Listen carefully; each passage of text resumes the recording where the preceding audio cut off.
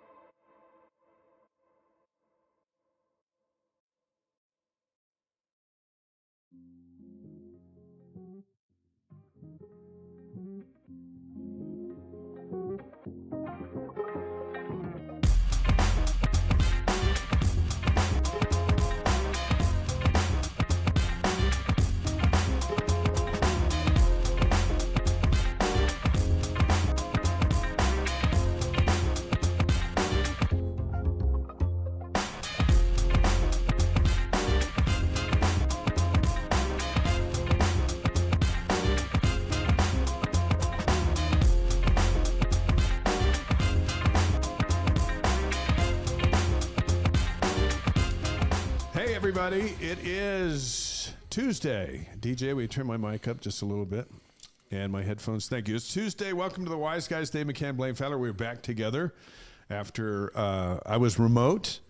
And I think on occasion you've been remote, but it feels like I was on the road for 10 days, which felt like 10 years. That's more than remote. Like you moved out for 10 days. Yeah. And I'm just glad that part's over and that we're back. The number one BYU Sports Livestream talk show in the world is Wise Guys. We got a lot going on tonight. Yeah. You did the show last week from Arizona. Yeah. Traveling with the baseball team, just so people know what you're Then I moved over to California. Yeah. Then after the show, you went to California. You were with them with there. a quick stop in Vegas. Yeah. Now you're home. We're both here today. Yeah. We've got lots of stuff going on, lots of stuff to talk about on the show. You and I have lots of stuff going this week. We've got the basketball game we're doing together on Wednesday, the women's game against Houston. I've got pregame on Saturday. I got three baseball games. You got baseball games this week. So yeah. Lots of stuff going on. Hey, make sure you follow us on YouTube. We tell you this every week. We'll put the link in the chat so that you can do that.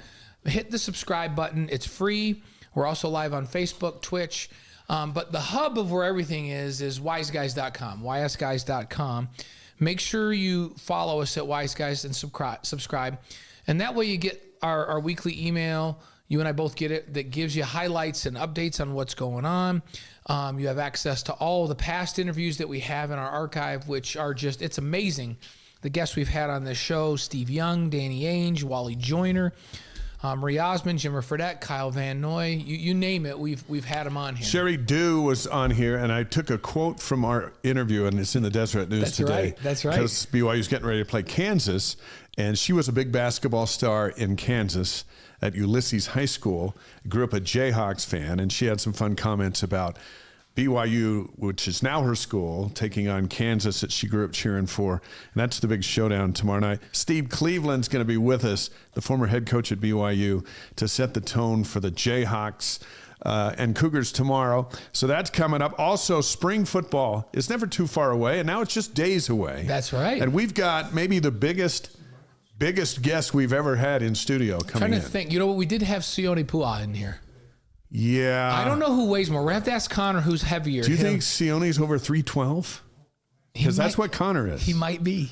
Okay. I know he played at least that in the NFL for all those seasons. We will ask him who's going to eat the most cheeseburgers on that offensive it'll line. be Connor. And Sione's trying to trim down. So course, Connor Pay is going to join us. We've been looking forward to this. And he's been the leader of that offensive line the last couple of years. He's the heart and soul. He makes all the calls.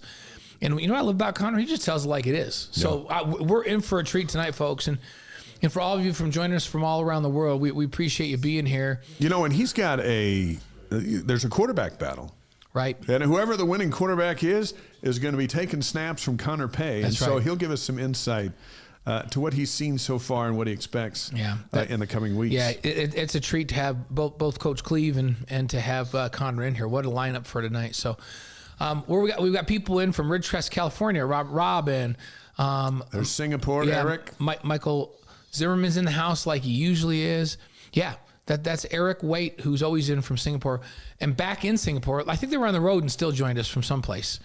So the live stream's hopping tonight. We appreciate everyone joining us. Batesball has its home opener. The weather's actually going to be decent. And you're calling that, on right? Thursday. Yeah, Gary Scheide's coming out of mothballs again to do some. So you don't have to be the play-by-play and the analyst. No, that's a tough job. So I didn't get to listen because I was busy working all day long. But how did that go?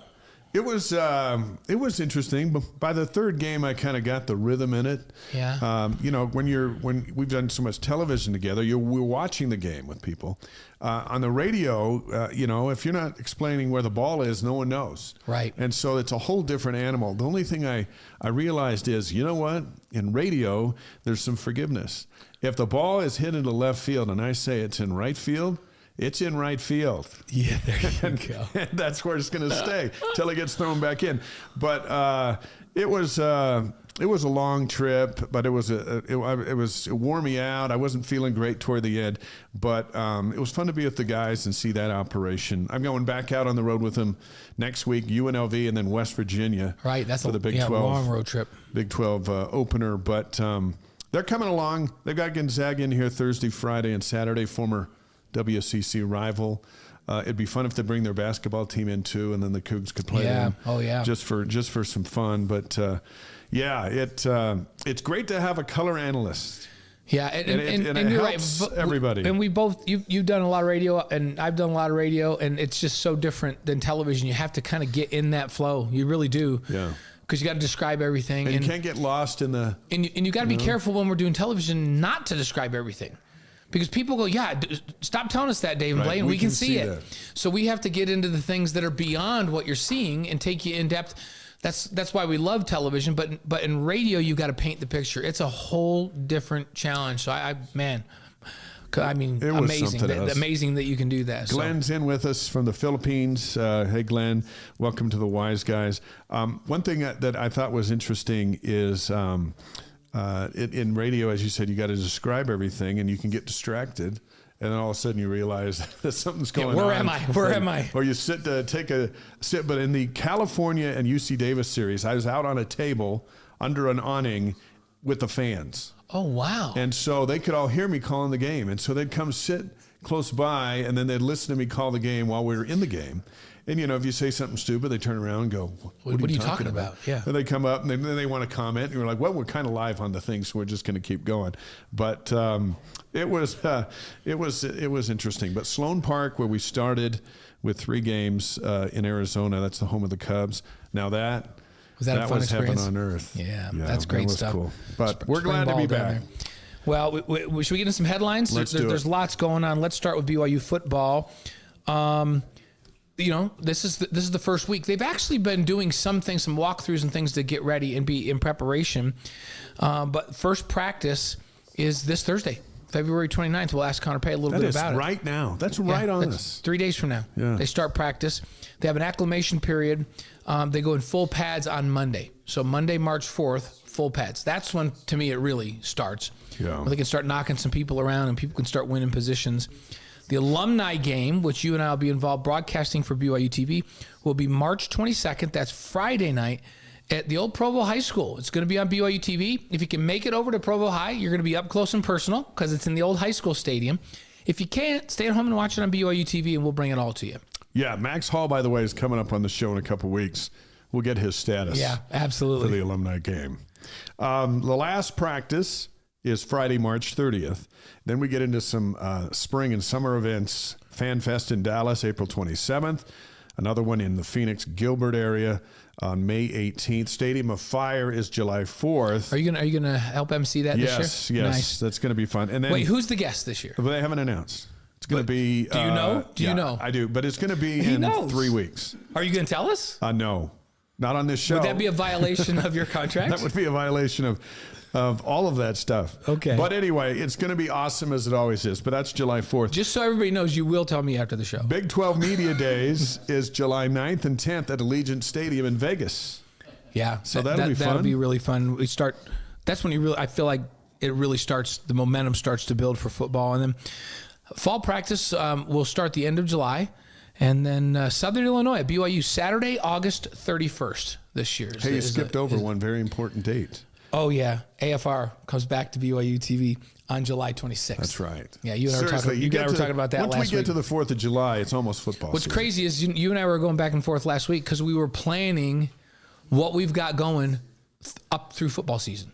Yeah. I was like, hey, we got to do some planning here to know when can we go out of town? When can you go out of town? How are we going to juggle this? How are we going to juggle that? So we were just talking about when AFR returns, and it's the 26th.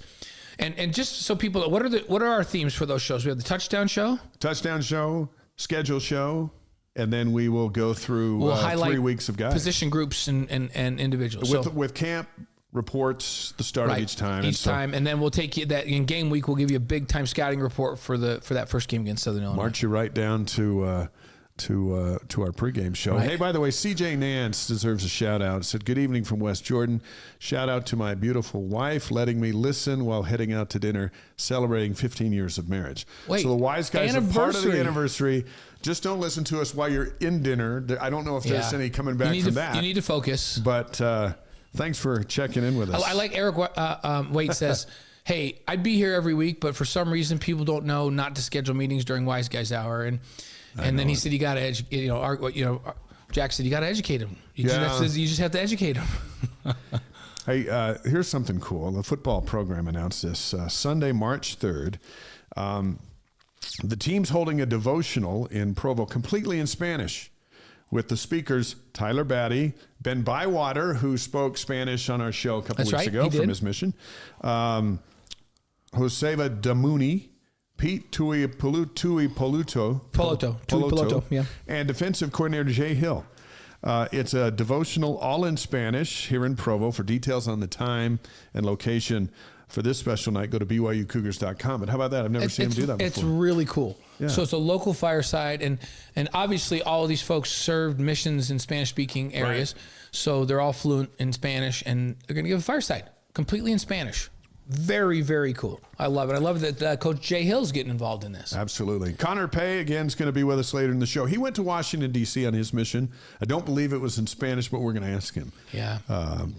When I was growing up, Washington, D.C., when that temple was done, that was my home temple district. Was it? Yeah. And think about it. I lived in New York.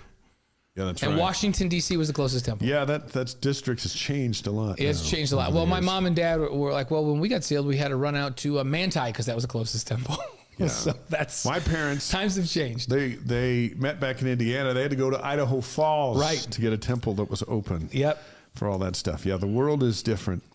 Before Steve Cleveland sits in with us, let's get to some basketball notes. We'll set the table for him to come in. He's got all the answers, so we'll just set all the questions. Yeah. He's listening, so he knows we're going to set the table for him here. 19-8 BYU, now 7-7 in the league. So they're out of the top 25 in the AP. Yeah, for the first time in a long time. First time since late November. They're at 26 if you look at it that way. It was interesting to me that to the voters, losing on the road to Kansas State on Saturday outweighed defeating 11th ranked Baylor at home on Tuesday. The Bears got beat by BYU and Houston last week and slipped just 3 spots from 11 to 14. BYU fell one spot. I thought they might go up a couple spots because beating Baylor is a pretty big deal. And losing at Kansas State is not that devastating. Kansas lost at Kansas State. Yeah. But, hey, they're out of the poll for the first time. They can get back in by beating the Jayhawks tomorrow. Yeah. If they beat the Jayhawks and then they defend their home court on Saturday, they may move up 3 or 4 spots and be 20, 21, 22 again. That's just how it works in this league. And it affected them in the coaches poll too, even more dramatically than it did in the AP poll, because in the coaches poll they dropped from 21 to 26. Hadn't we noticed a pattern that it's like it doesn't matter what you do in the week, just win on Saturday? Yeah, you got to win on Saturday. Support you. Now the net ranking, which is very important for NCAA seeding, had very little effect on them this last week. They're down 1, so they're at 13. So still top. Your top 15, you're going to get a single digit seed in the NCAA tournament. Ken Pom has them number 18. That's another metric that they look at. Joe Lunardi still has them a 6 seed. So single digit seed we talk about. The Big 12, 4 games out of first in the Big 12 and 3 games out of last in the Big 12. So they're just right there. That's that league, right? Yeah. So it's just right there in the middle. Yeah. Tied for 7th. The top 6 get double byes in the Big 12 tournament. Right. That's why in these last 3 games, defend your home floor. Maybe the last 4 games, right? Right. Defend your home floor and try to get to number 6. You've got to win the 2 home games because they're winnable games, first off. And the 2 road games are in terrible places to try to go get a win. You're going to go play at Kansas and at Iowa State. 2 of the most difficult places to win in the country, period. Now, they beat Iowa State here, but now the Cyclones are, I think, number 6. And they're on a roll. And they may be the best team in the league. Yeah. They're certainly and they're bugged because they got smoked out here. The physicality they play with and the way they defend is second to none in this league, I'll tell you that. So this is no easy task, the road. But, at 7-7, we talked about it. Just get to 9-9. Yeah, we said get to 9-9. We said that before the season even started, and we've kind of stayed with that this entire season. And we felt it was a stretch to get to 9-9, and now it's very attainable. Everyone said, and everyone on the chat and everyone we talked to agreed, what if the Cougs could go 9-9 in the regular season after that good preseason? What if they could go 9-9? And everyone, to a person, said, "Oh, we would be thrilled with that." That's a reality. Stare them in the face, but they've got to protect home court to be able to do that. Well, the reality too is if Dallin Hall has a tough game like he did at Kansas State, 1 for 10 from the field, 4 points, I think, all free throws, or one, maybe it was something like that. Anyway, Cougars got beat by 10 on the road there. Had a much better game against Baylor, and they beat Baylor at home at the Marriott Center. Dallin Hall is the key, as most point guards are, and gets a lot of pressure on him. But hey, there's a lot of pressure on the lead singer of a band to hit the notes. Yeah, and you're typically on the road as a band. Yeah. So that's, you want to be the singer or the point guard, that's what you got to do. And he is so important to BYU. And he's had a lot of games. The Iowa State game, he was fantastic. That's how they beat Iowa State. But he struggled on Saturday. The good news is tomorrow night is a bounce back game for Dallin Hall, and rarely has he come back with back-to-back struggles. And so maybe that'll work into BYU's favor. Well, and BYU struggled to shoot the ball in that game. I mean, Dallin was one of many that they just couldn't knock down a 3. And they had, it wasn't like they had no good, clean looks. Right. They had plenty of open looks. There was one series offensively where BYU got 3 offensive rebounds and kicked it out. Inside-out threes are usually kind of the best look because you're square to the bucket. You're sitting on that 3-point line. And they missed all 3 of them. Wide open. And that's kind of how it went for them. And then for some reason, recently BYU has struggled to defend the 3. When through almost 20 games, they were one of the top 3-point defenses in the country. And teams have all of a sudden started to really light it up from outside. Even teams that aren't well known as 3-point shooting teams. And so, yeah. And BYU's who they are. Mark Pope continues to tell us, we know who we are. There's going to be games where we don't shoot it, but we're going to shoot 3s, and we're going to try to play with pace, and that's what we're going to do. And when they shoot it the way they did the other night, they're not going to win, and that's okay. Isaac with us from Weatherford, Texas, close to Fort Worth, joining the Wise Guys with everybody. Our live stream's hopping. Thanks, everybody. Let's bring in the man of the hour while we let you know tomorrow, BYU in Kansas, 6 o'clock Mountain Time. That's on ESPN Plus and BYU Radio. It's the first trip to the historic Allen Fieldhouse. Jayhawks are 21-6. They're 15-0 at home, ranked number 9. One of their stars, Kevin Millard Jr., going to miss the game with an injury. He also missed Saturday when they blew blew out Texas. But one of these nights they're going to miss him. It might be Tuesday night. And then Saturday, TCU is at BYU. The Horned Frogs are a dangerous team because they can get hot.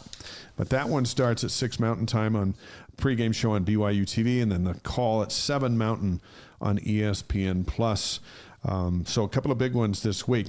Our pleasure to welcome back our longtime friend and broadcast partner, former head coach at BYU, the one who restored order to a program that went 1-25 the year before he got here. An honor to have Steve Cleveland back on the Wise Guys. Welcome. Thank you. Great to be with both of you. Do we still have to call you coach after all these years since we're all friends? You can still call me coach. We'll call you coach. So, and could we still call you Cleve? Because that's what we Sometimes always we'll call you Cleve. That's what we always say. Sometimes we'll say, hey, you. I don't know that anyone's called me Steve in a long time. Nobody calls you Steve. We call you Cleve. We call you Coach. Yeah. Well, we've been on the road with Coach Cleve for many years, and gone down to did the tournament, and we worked together in television. And Hey, put that microphone right under your chin. yeah. Okay. Hey, we saw Did down. you wear shoes? Oh yes, good. Coach doesn't have shoes on either. Well, yeah, that's one of the house rules. Yeah, see, like people can see mine, Coach. Yeah, we never wear shoes on the show. That's the kind of cash atmosphere we have. So I'm glad to see that you're Plus, relaxed. And we don't want here. Jack's wife. Jack's wife catches us wearing shoes down here. That's then it for then us. the show's over. in trouble. Show's over. So we saw Dallin Hall struggle in the loss to Kansas State, and then we've also seen games where he's been brilliant. You've had a lot of point guards over your career. How important is point guard play this time of year as you're closing out the seedings of the conference tournament with the big dance? Yeah, obviously it's very important. I mean, Dallin has a very high basketball IQ. Yeah. Okay, that's not the issue here. Early on in the season, I saw him where he was dealing with some injuries. In fact, as I watched the games this weekend, I thought that maybe he was ill and that he had a respiratory problem, or I wasn't sure exactly what was going on, but he did not look like the competitive, aggressive mindset and in charge. He's just a guy that's been in charge and handled it quite well. So that is a little bit alarming going into this time of the year where you have big games in conference play. You're preparing for a tournament that you're going to play in another week or two, and then the NCAAs, because you're going to be in all those tournaments. They kind of just quietly, and we've mentioned it a couple times because we're close enough to it to know, they have had some kind of a bug go through this basketball team twice. Really? Yeah, so like literally affected almost the whole team once, and it seems like they got better for about a week, and then it went through the whole team again. And Trevenell has had illness, Ali Khalifa's had Dallin has had illness, and that's interesting you mentioned that, because one thing you can count on from Dallin Hall is just like effort at a very high level, and he looked gassed a little bit. And people are like, oh, is it because the season's gotten so long and they're out on the road? I don't think so with him. No. I don't know that, but I know that they have. And I love the fact that nobody really knows about that, because they have never used that as an excuse. No. Dallin has all the intangibles covered. I mean, he does all the things on the court and off the court with his teammates that he's created a confidence in this group. Dallin was a missionary in Fresno when I was a YSA bishop. And so I spent some time with him, went out to lunch a few times with him, and enjoyed his company. And I could just tell that he had that aggressive mindset. Very tough-minded young man, but respectful, and he's the kind of guy that I could see bringing a group together.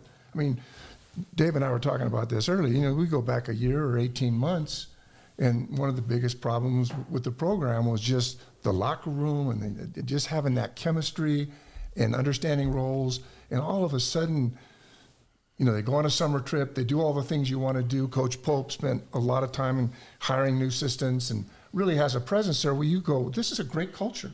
This is a great chemistry. These guys liked each other. I've been a few practices and I've been around them, but for the most part, I love this group of young people. Yeah.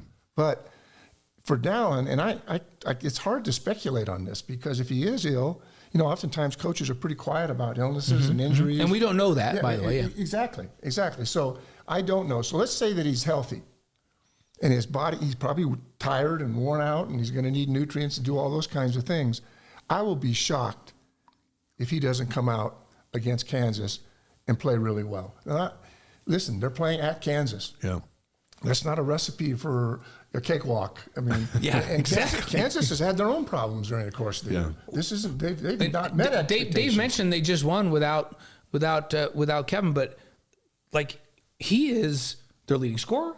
Like this is a 19.5 rebound, 4 assist guy they're missing. Yes. That's not just nobody that they're missing. And they're very deep and very talented, but they're missing a big-time guy in this game tomorrow night. We've seen them be vulnerable, Kansas I'm speaking of, where they didn't come out and compete. And I can remember a comment that was made regarding the new league, and it was one of those things where Bill Self says, man, he thought BYU and the new schools, those were going to be automatic wins and 2 wins and whatever. Right. And he said, that's not the case now.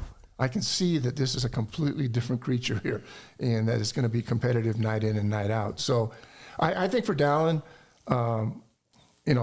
I spoke earlier about this today where, you have mental health coaches and you have your own assistant coaches, and usually a significant role of assistant coaches in the past has been to be able to spend time. You got kind of a favorite coach. You got coaches that had, in my day when we were coaching, we had specific players that we met with so that each coach had an opportunity to work with them. I suspect that's being taken care of, especially if it's some mental health issues and people are losing confidence. But he just doesn't appear to me to be a guy that is going to get depressed about things. I think he's a fighter, and he's going to fight through this. I am sure whether it's the coaching staff or it's people from outside that are going to help him, buoy him up, and let him know that this isn't all on his shoulders. Right. And they've been together for 2 years almost now. Yeah. And I just love the young man, and I believe in him, but his misses lately have been significantly awry. Okay, I mean, there were times and nights where he just drilled 2 or 3 in a row, but he's got to get that back. And what athlete doesn't go through slumps, whatever your sport is? Right. And I'm hoping that, and I'm sure they are, the coaching staff spending time watching film. That was the number one thing for me. Was look, when I had guys that were really struggling, me as a head coach, I'd go in, we'd go have lunch, we'd go in and watch film for an hour. And I'm telling you what, it made all the difference in the world. Do you spend more time on, hey, let's watch some stuff where you had success and let's remember that? Or do you spend some time going, more time going, let's look at where you struggled and, hey, here's a couple of things about when you were struggling that were different than you. Which do you spend more time on, or what's the balance on that? I think you have to find a balance, to be honest with you. Let's go back to when we were in a groove and the shot looked good. And you can look at the technical part of a shot. Mm-hmm. We got video. You can play it forward. You can play it back. Frame by frame. Frame by frame. Yeah, your release went to this instead of this. Like, exactly. What happened? And, were your legs involved? Was it you weren't ready to shoot, but you did? Those kinds of things. So there's a lot of things that you'll look at on film to do that, but I think that's really important. But I also think when it comes from a head coach or an associate head coach, and there's empathy there, and there is letting them know that we have faith in who you are as a person and as a player, and that you're the captain of this team, one of the captains as a point guard. You may not have that official calling, but when you're the point guard, you're one of the captains. You're running the show out there. Yeah. So I'm optimistic that he'll have a breakout. It may not be against Kansas now. Who knows?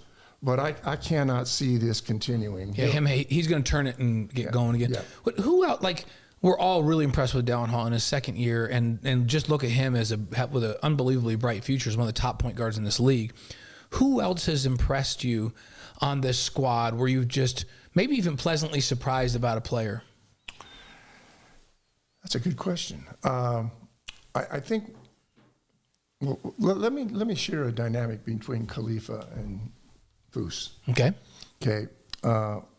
Because I've really appreciated the maturity of both of them. And I've never spoken to Khalifa. I mean, I was in a couple of team deals when we shook hands, but I don't really know him. I know Foose a little bit better. But what has really impressed me as those two have worked together, and when I talk about chemistry, I saw Foose the other night on the bench, and he was supportive and doing things, and he wasn't playing much. And it was just one of those nights where he wasn't going to be. Khalifa hit 3 or 4 threes, and I loved the chemistry between the players that I've seen. I think it's important to get through difficult times and to go through these things. That's one of the things, the maturity of these guys.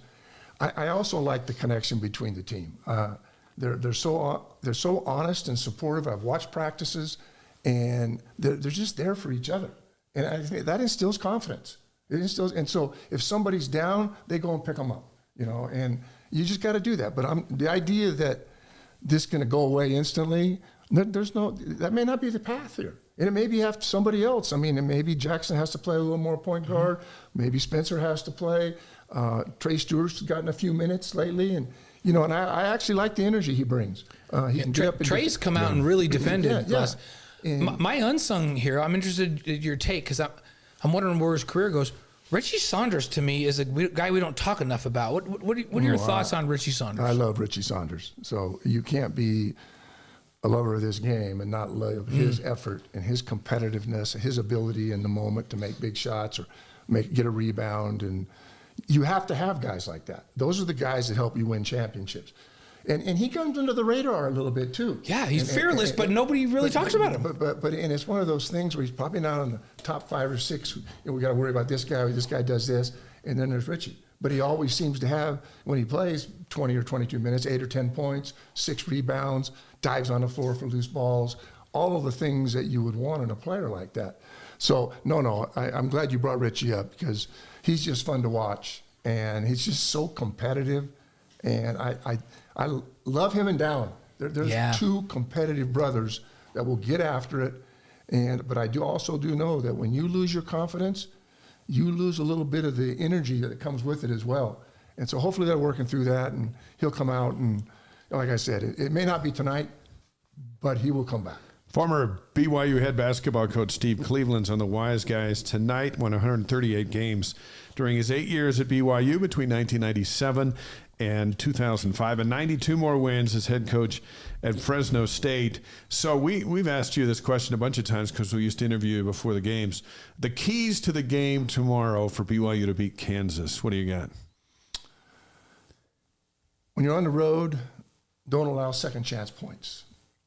When you get a stop, and you can't allow them to get second chance points. And it appears that maybe one of their better players is not going to be playing. But that was something that would be really important to me. Number 2 is that be patient. Because usually games like this, big games, home team, lots of noise, just kind of be still, be patient. And I think patience will help you because there are times, I was talking earlier today on the radio about our trip to New Mexico and to UTEP our first year, which we probably don't have time enough. When you rolled out the black uniforms for the first time. Exactly. But I can remember the heart of that team and those young men and the miracle of driving a bus to Vegas and flying in and getting at 2 a.m. and all those things. And, it was funny because in that setting, and it's so different here where you got an established ranked team and you got a first year, but really the principles are the same. And I just said, yeah, you got to believe this. I believe it. We've played better. Well, I mean, I think somebody told me the other day in that realm, we'd lost like 10 out of 11 games going into that. Yeah. So we're giving, and I'm kind of like, do I really mean this? I'm going to go out and promise them that they play hard, they can win? No, I'm not going to do that. But I really feel good about the next step. And then it happens. It happens. And, and so you don't know what can happen. But I would just say be patient, run your stuff. I think a big key is how the Khalifa, Foose, Traore, how they play together. What's going to happen here when the other night when Khalifa had a hard time? Yeah, he struggled. He really struggled, and Foose had a chance to go in there. To me, and I'm hoping that this is happening, but with assistant coaches or mental health coaches. But those are 2 guys that seem pretty squared away. I watch them on the bench when I'm sitting there looking at the bench. Yeah. And it's one of those things that I feel like it's going to be really important to go in there and win. They're both going to have to play well. And if Khalifa is making threes, then they're a different team to guard. There's space. You've got to get out on them with your 5, and that destroys your rotations. And, right? It opens the floor. Right. And so the guys can go and penetrate and kick and have open shots. So I think those 3 things would be on my mind right now for that game. But Khalifa, both he and Foose have a big responsibility in this game because they do have some size. Now, I'm not sure about the guy that's out, but I remember watching Kansas a couple of times. They got a guy 7'2". They got the 7'2" guy from Michigan. So they have he's some size. in. Yeah, he's in. People have asked me this week, Coach. They said, "Hey, can BYU go in and beat these guys?" And I said, "Well, I have to ask you what you're asking me. Like, do I think they're going to go in and beat Kansas? No, I don't. Yeah.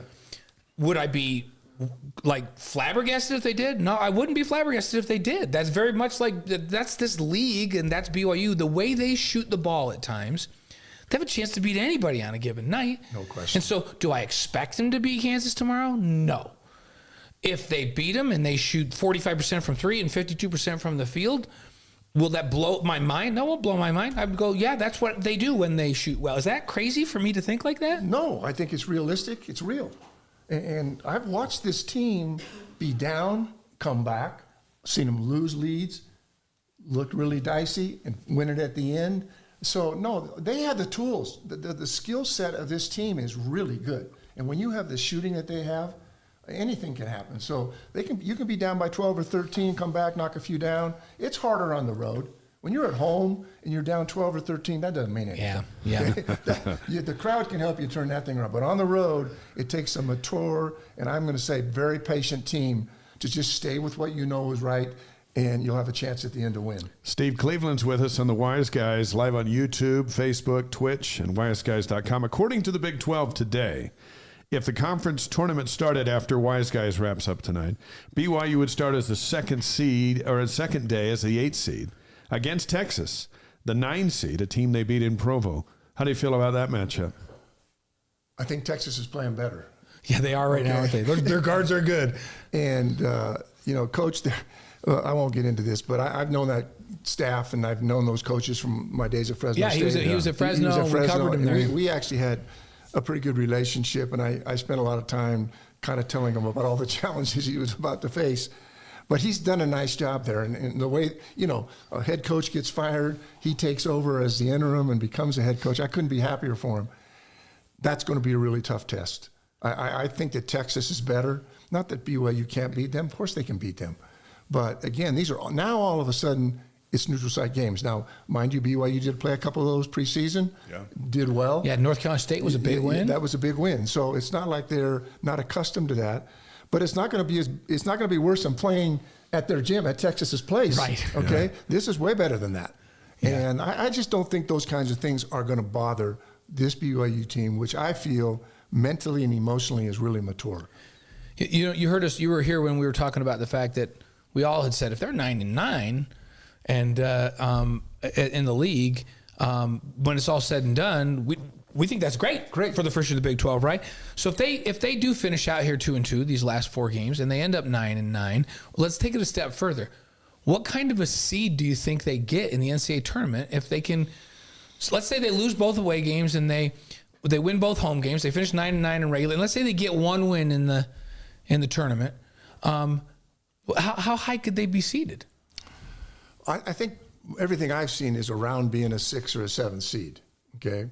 And I don't know if it matters how you lose in a conference tournament or not. Right. I don't think how you play. I mean, they have such a body of work that the committee can look at, and they have really good wins, and they've won away from their building, and like you said, those 2 games in Vegas will be something that we're going to check that box. Mm-hmm. We're going to check that box that they took care of business there. And they survived. A team that was picked 13th in the conference preseason has just gone 9-9 and finished 7th or 8th place. And three wins against ranked teams right now, right? Yeah, yes. And maybe some more. Right. But I think they probably do if we're asking ourselves, we're going to have, who do you think? I think it's probably going to be a 2-2 deal. Now, would I like it to be 3-1 or 4-0? Sure. Yes. Probably not going to happen. If you think about it, they beat Iowa State, they're number 6. Yes. They beat San Diego State, they're back up to number 17, Yep. I think. And they beat Baylor, who's number 14. They had Houston with a wide open 3 to steal that game late. Yep. Right. And Houston's the new number 1 team. Yeah. No, I think the committee sees this. I don't think there's going to be, no matter what happens, I think they're going to be in that, hey, if they go 3-1 and win a couple games, maybe they're a 4 or 5 seed. Right. But I think realistically, I see them around 6, and I don't even think it matters what happens. If they go 2-2, win a game, I don't think that changes anything. And they still are around a 6. Six, And a 6 gets an 11 seed. Exactly. Right. And they can win a game in advance. Oh, come on. And did any of us think that was going to happen this first year in the Big 12? I didn't. No, I didn't either. In fact, what we've watched has been pretty special. And I think that the fun part of the tournament is that, you've played so many meaningful games and had to perform in moments where it was big time needed. And I don't think the NCAA tournament really, other than the hoopla and everything else, it's not going to be nearly as tough as playing in this league. There's no way. I just don't think there is. Unless you get a really hot, 11 or 10 seed, right. You're going, oh man, I didn't really want to play them. Yeah. What you took the Cougars to the NCAA tournament. This team is young, with a lot of guys coming back next year. Just the ramifications. What does it mean to a program to qualify in the NCAA tournament? We're talking about a 5 or a 6 seed, which is fantastic. But just being in, what does that mean to a coach who's building for the future since you've done it? It was really special. I don't, unless you live through it and go through it and had to overcome a lot of the things that we had to overcome, from recruiting challenges to getting an in-state player to, performing. And I think that year with McKelly and that group, that 4th year, where, we win the Mountain West Conference, we win the Mountain West Conference tournament, which hasn't happened since. No, it hasn't. Hopefully, I don't know if it's going to be any easier in the Big 12. but that being said, there's some things I look back at that. I was so proud of where we were in that moment and winning that championship and then getting to the tournament. And, I'll be the first, and Dave's sitting here with me right now, he'd say the same thing. It's like, it was so new to us. And it was one of those things. It wasn't like we didn't prepare and watch a ton of film. What we probably needed to do to get these kids to relax and just breathe and enjoy this moment, And it was a competitive game against Cincinnati early, and then they kind of went away from us. And then the other 2 times we were in the tournament, it came down to last possessions, and that was disheartening. But it was still, there was so much joy in climbing a mountain and being there for a moment. And you just build on that. And I think that's what this program has done. And there's been a few hills and valleys for all the coaches that have been there. But I think that it's a special thing to go to the tournament, man. And you can't take it for granted. There's, I don't know, what is there, 375 or 80 teams in Division I basketball. Yeah. And I think the number's perfect. And I just believe that when you get there, you expect more of yourself the next time, Everyone wants that one shining moment. Yeah, they do. They really do. That's cool. Steve Cleveland's with us, so we're glad you're back in Utah. Tell us what you're up to. Yeah.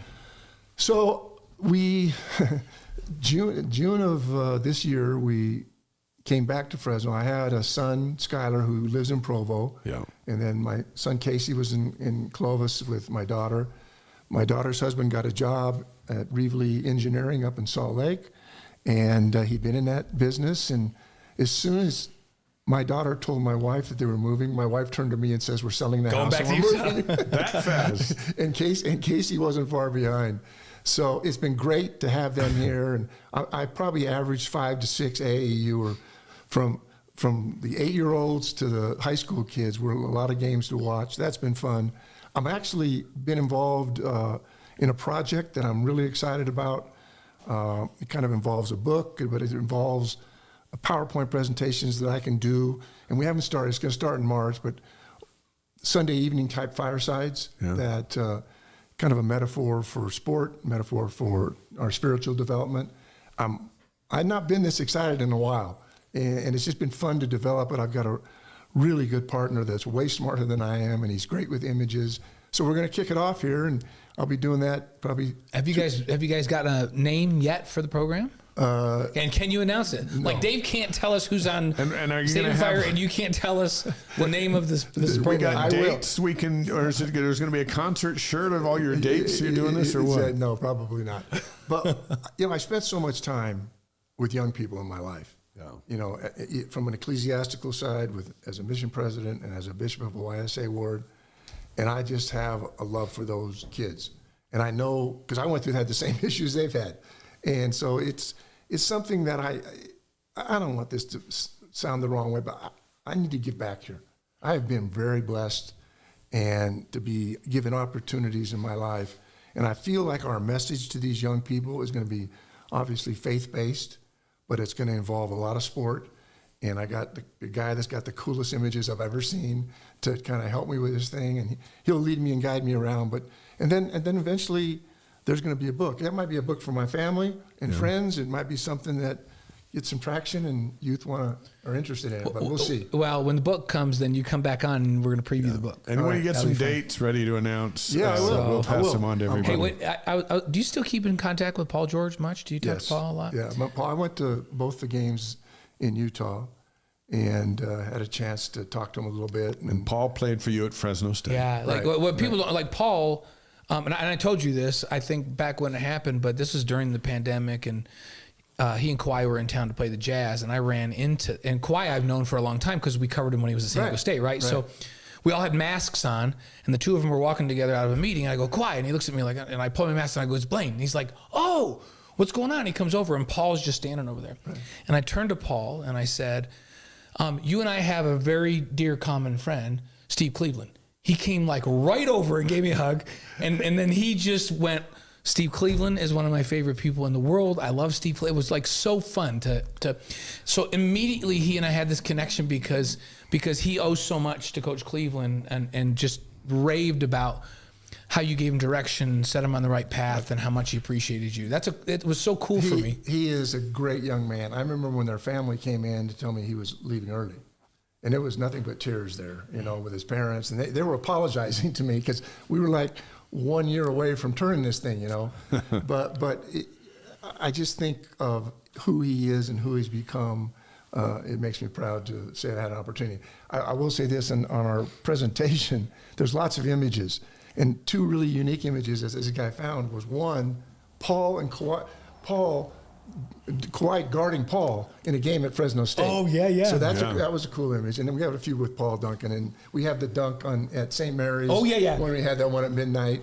And but I also have one, and I told Tyler about this because Tyler is coaching AAU group, Tyler Haas I'm speaking about. And I said, listen, I got a fun photo for you.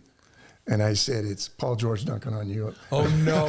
Oh, no. And I said, here's the all-time leading scorer and amazing guy. I love Tyler Haas, but we got to laugh about it. I said, I'll get you a copy. That's so fun. That's awesome. Yeah, Steve? and he's had that, Coach has had that influence on a lot of people. I just thought people will know who Paul is because he's been an all-star and one of the best players in the NBA, but he loves you, man. It was awesome. Thanks. It was awesome. Before Steve Cleveland announces his best 5 point guards of all time, you worked that list. Oh, yeah. Since we started talking about point guards coming in.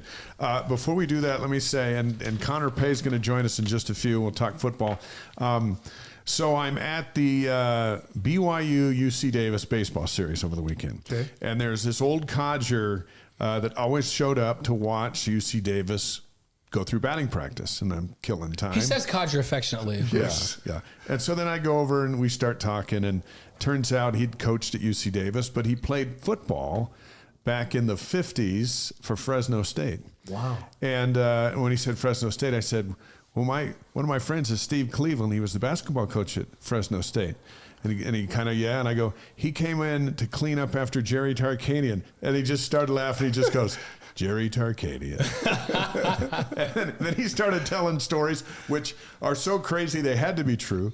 But the world just got really, really small. And in that exchange, the connection was he was football, but it was basketball. And then there's you and Fresno State, which goes on and on and on. But you had a key role in getting those guys squared away. You got BYU squared away, and you got them squared away. We did. That was the hardest thing I've ever been involved in my life. And things didn't play out the way I thought. Yeah. Not just Paul leaving, but I remember going to San Antonio to the NCAA. We met with the president of the NCAA we were going to see if we were going to get the death penalty at Fresno State for all the infractions. And I remember being there, and I remember the president of the NCAA saying, Coach Cleveland, you'll be the one and only person. I'm sitting next to my president and my AD. He says, you got 20 minutes to tell me how you can change that culture, And so I shared it, And he, basically he said in 6 weeks we'll let you know whether you have the death penalty or what other infractions are. So, I felt bad because I hear I'm just brand new there. Right. They're not talking to the president or the AD. Yeah. That's not a good sign. Yeah. And I should have probably done more due diligence on that. But Hey, anyway, who knew? Whatever you said worked. Yeah. So anyway, we get 6 years of probation. We get the thing that killed us was could only recruit freshmen.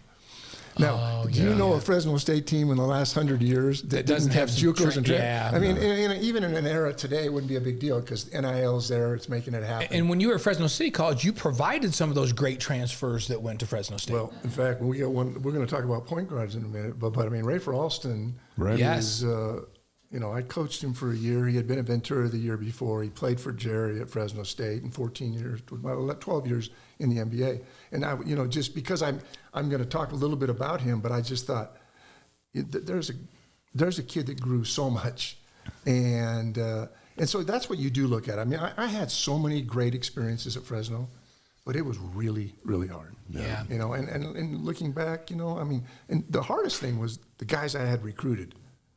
The Jonathan Tavanares, the Lee Camards, the Trent Playstead and Keena, all those guys, and I have my moments at night where I just kind of go, wow, that hurts, but I've made contact with those guys and be a part of their lives, and then I love Dave, and I and he kept it going. Oh no, Yep, you set it back on its feet when it was laying flat down on its face. It was so exciting to be with him at that Hall of Fame. We had all sorts of coaches and former players, and saw Dave Rice get up there. Yeah, that was good. It was just so much fun to be there and to see his success. And listen, we pull for each other.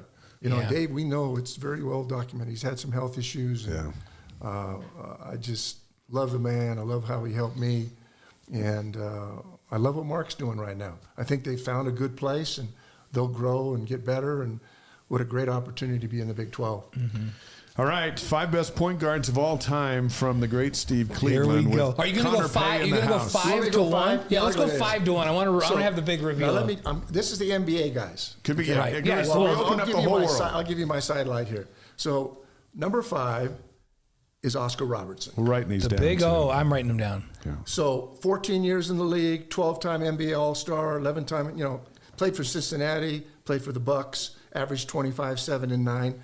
He did not win any championships, but he did want something that will never be done. He averaged a triple-double the entire 1961-62 season. That is crazy. That's crazy. That is crazy. And the reason he's at 5 and probably could be a little bit higher is that when he played, the league itself wasn't very good. Offensively, defensively, it just wasn't. So I didn't want to put him up where I have these other guys. Yeah, okay. So 5 is Oscar Robertson, the Big O. Number 4, Isaiah Thomas. 13 years in the league, 12-time All-Star, 5-time All-NBA, 19, 3, and 9.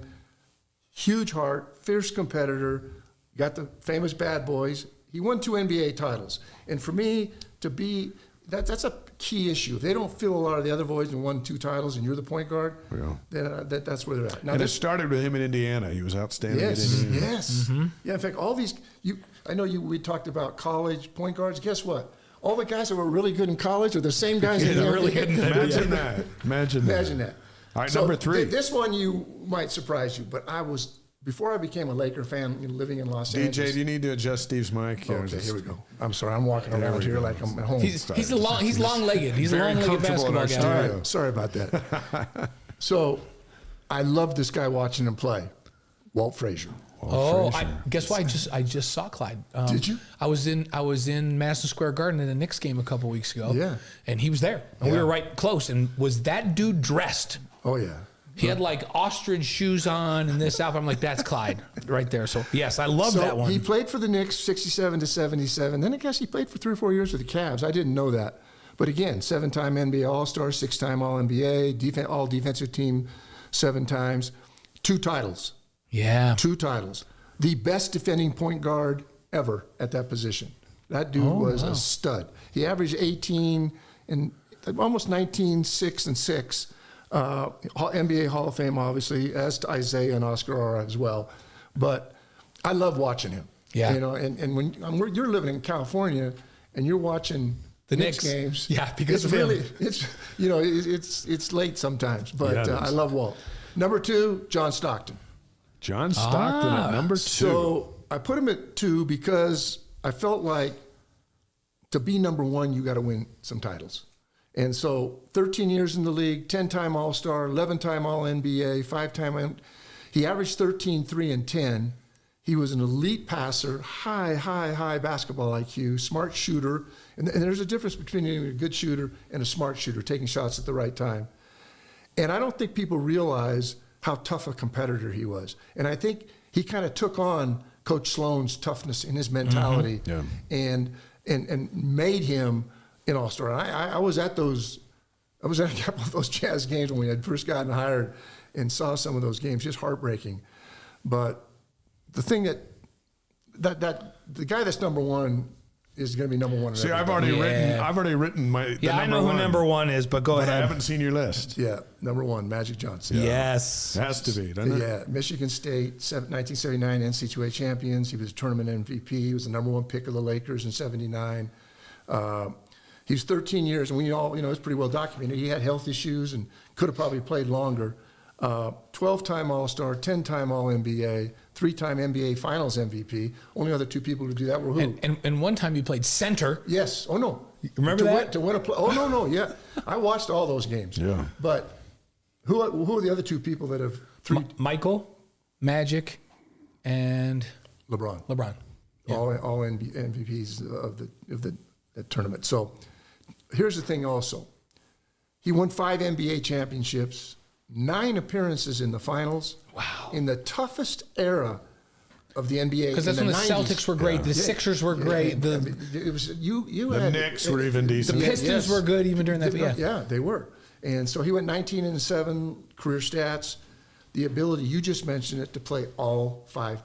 They don't win that NBA title unless he plays the 5-man. He plays 5 in that game. Yeah. And then obviously inducted into the NBA Hall of Fame in 2002. You love this. That's a good list. I was sitting backstage with Pat Riley one time waiting for him to do a talk. Yeah. And I just said, who's the greatest player of all time? And it was interesting. He was like, well, it's just like, it depends on what the criteria is. He just didn't want to.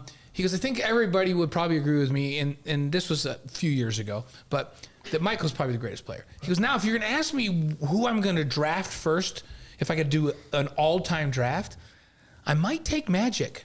And he goes, because I can't think of a player that makes every one of his teammates better more than Magic Johnson. Absolutely. And so he's like, is it who I'm drafting first, or who's the greatest player? Or like, because it gets really iffy when I do that, which I thought was really an interesting comment. And he could play so many positions and deliver the ball in different ways. And I would do the same thing.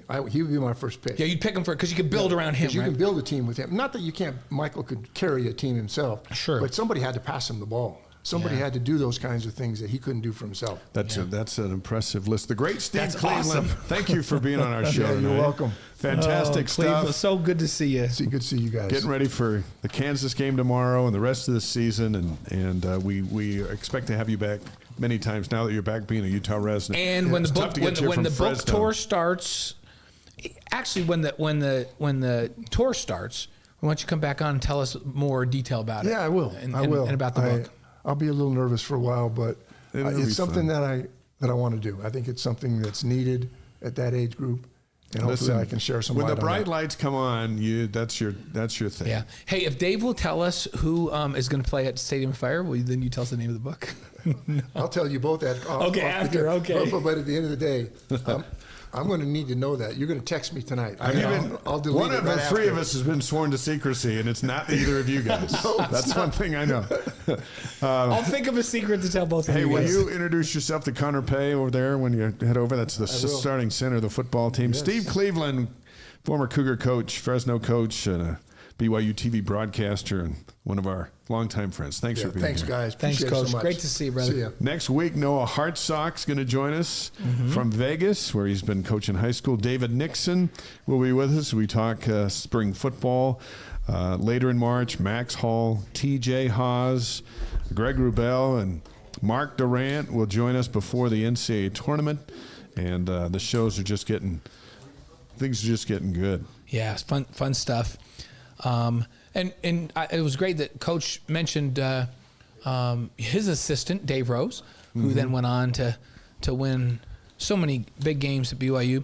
But Dave, we're going to have him on the end of March, right? Dave and Garrett, his son Garrett, are coming in. They too are doing they're a traveling speaking duo, right, with a story to tell. So it's great that these two coaches are doing that. We were going to have Dave on a couple of weeks ago, but decided to give him some more time. He had some surgery, and we want him feeling good when he comes in. Yep. So that's I'll tell you, later in March. That fraternity is a when I say the fraternity of guys that have been the head coach at BYU is a very close knit group of amazing men, isn't it? Yeah. Head coach at BYU. Hey, our next guest is the starting center of the BYU football team. It's 6'5" and 312 pounds. He's the largest guest we've ever had here on this show. I told him I don't know, but we're going to get to the bottom of it. I told him Sione came on, and I'm not sure if Sione outweighs you. There's a reason he's so big and tough, because he's anchoring that offensive line as BYU gets ready for its second season in the Big 12. The spring practice starting on Thursday. It's a pleasure to welcome Connor Pay to the Wise Guys. We've been talking about this for a while, and it's happened tonight. Good to have you here. Yeah, good to be here. Thanks for having me. When I left the house, Gavin, Coach Fowler, was at the house, and he goes, "Who's on the show tonight?" And I told him Coach Cleveland. He's like, "Oh, I love Coach Cleveland." I said, "And Connor's coming." And he goes, "You got to give him a hug." You can't say this on the air, but I think Connor might be my favorite player.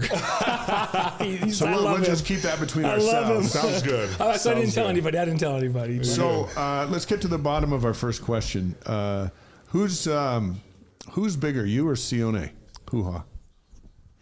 I'm taller than he is. You're taller for sure.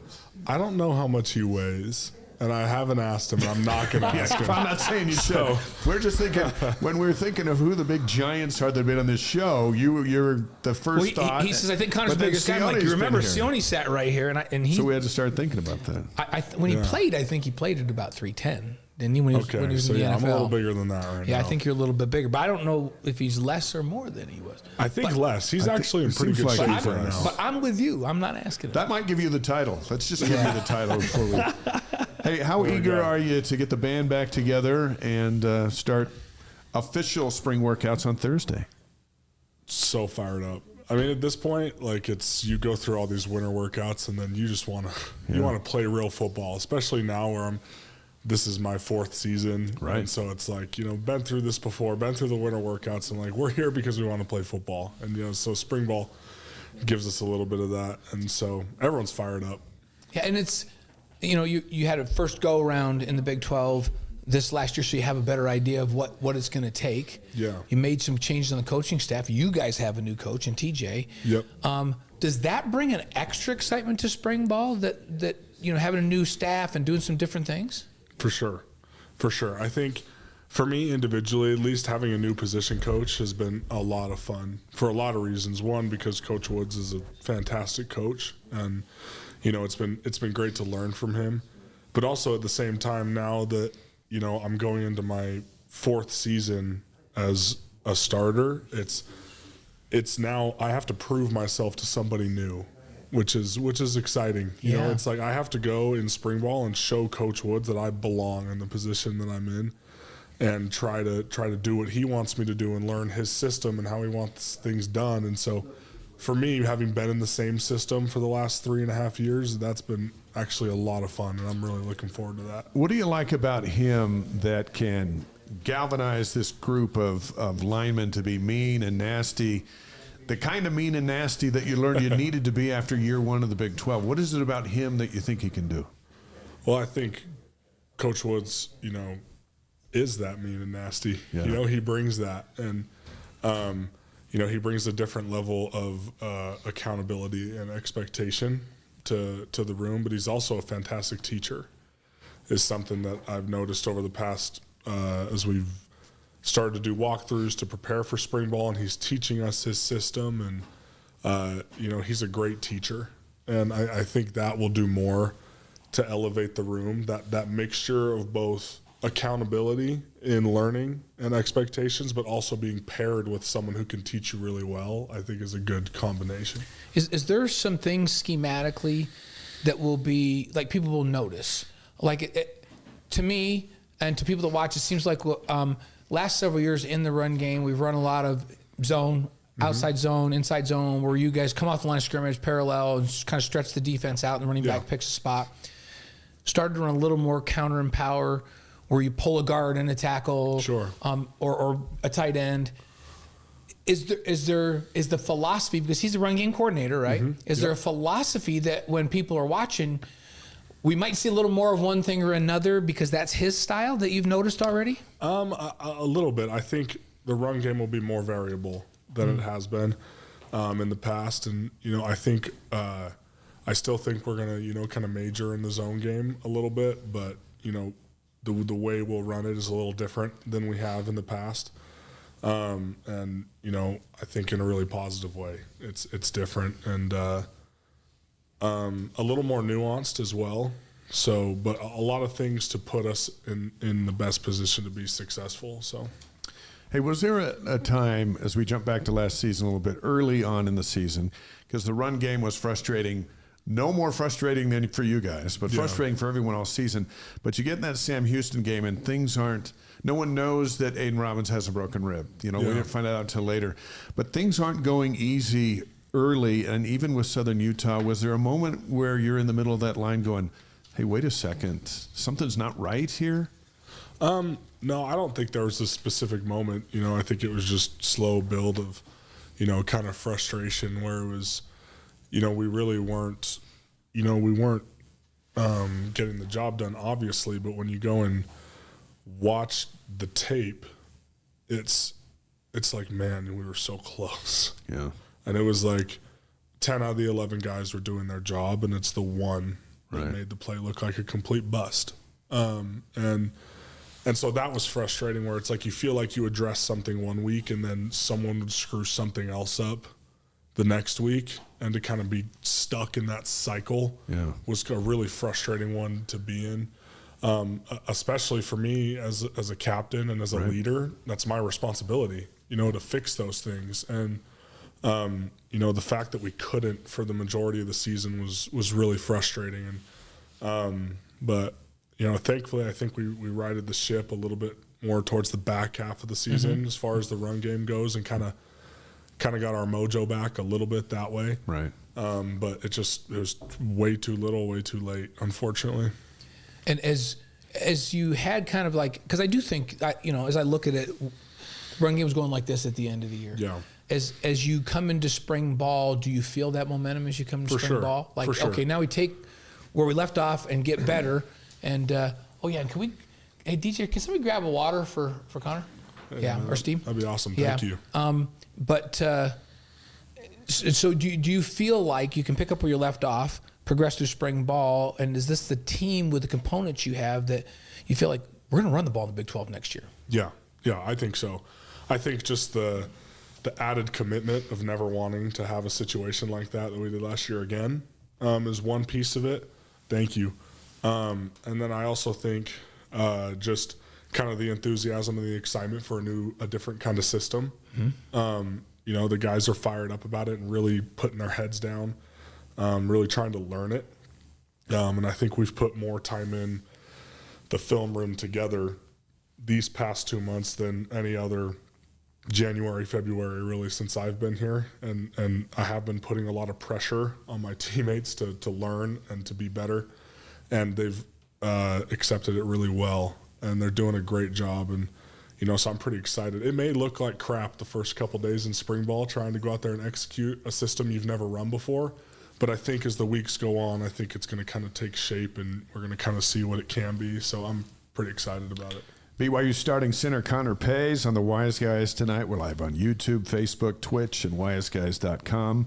Spring practice starts on Thursday. Our live streams from the Philippines, Panama, Singapore. Yeah, this place, we're all over the world again tonight. Yeah, it's crazy to us that people kind of log in, and we get people from every week from Panama and the Philippines and all around the world. That's awesome. It's like 10 o'clock in the morning over there, and they're sitting at their computer at work listening. It's a Cougar Nation thing. It's a Cougar Nation thing. is amazing. It really is. So we got a lot of specifics we want to get to you, but let's focus on you first. You came back this year. You didn't have to. Yeah. You came back to get ready for your shot at the NFL. Yeah. What's on your to-do list, and how can Woods get you ready?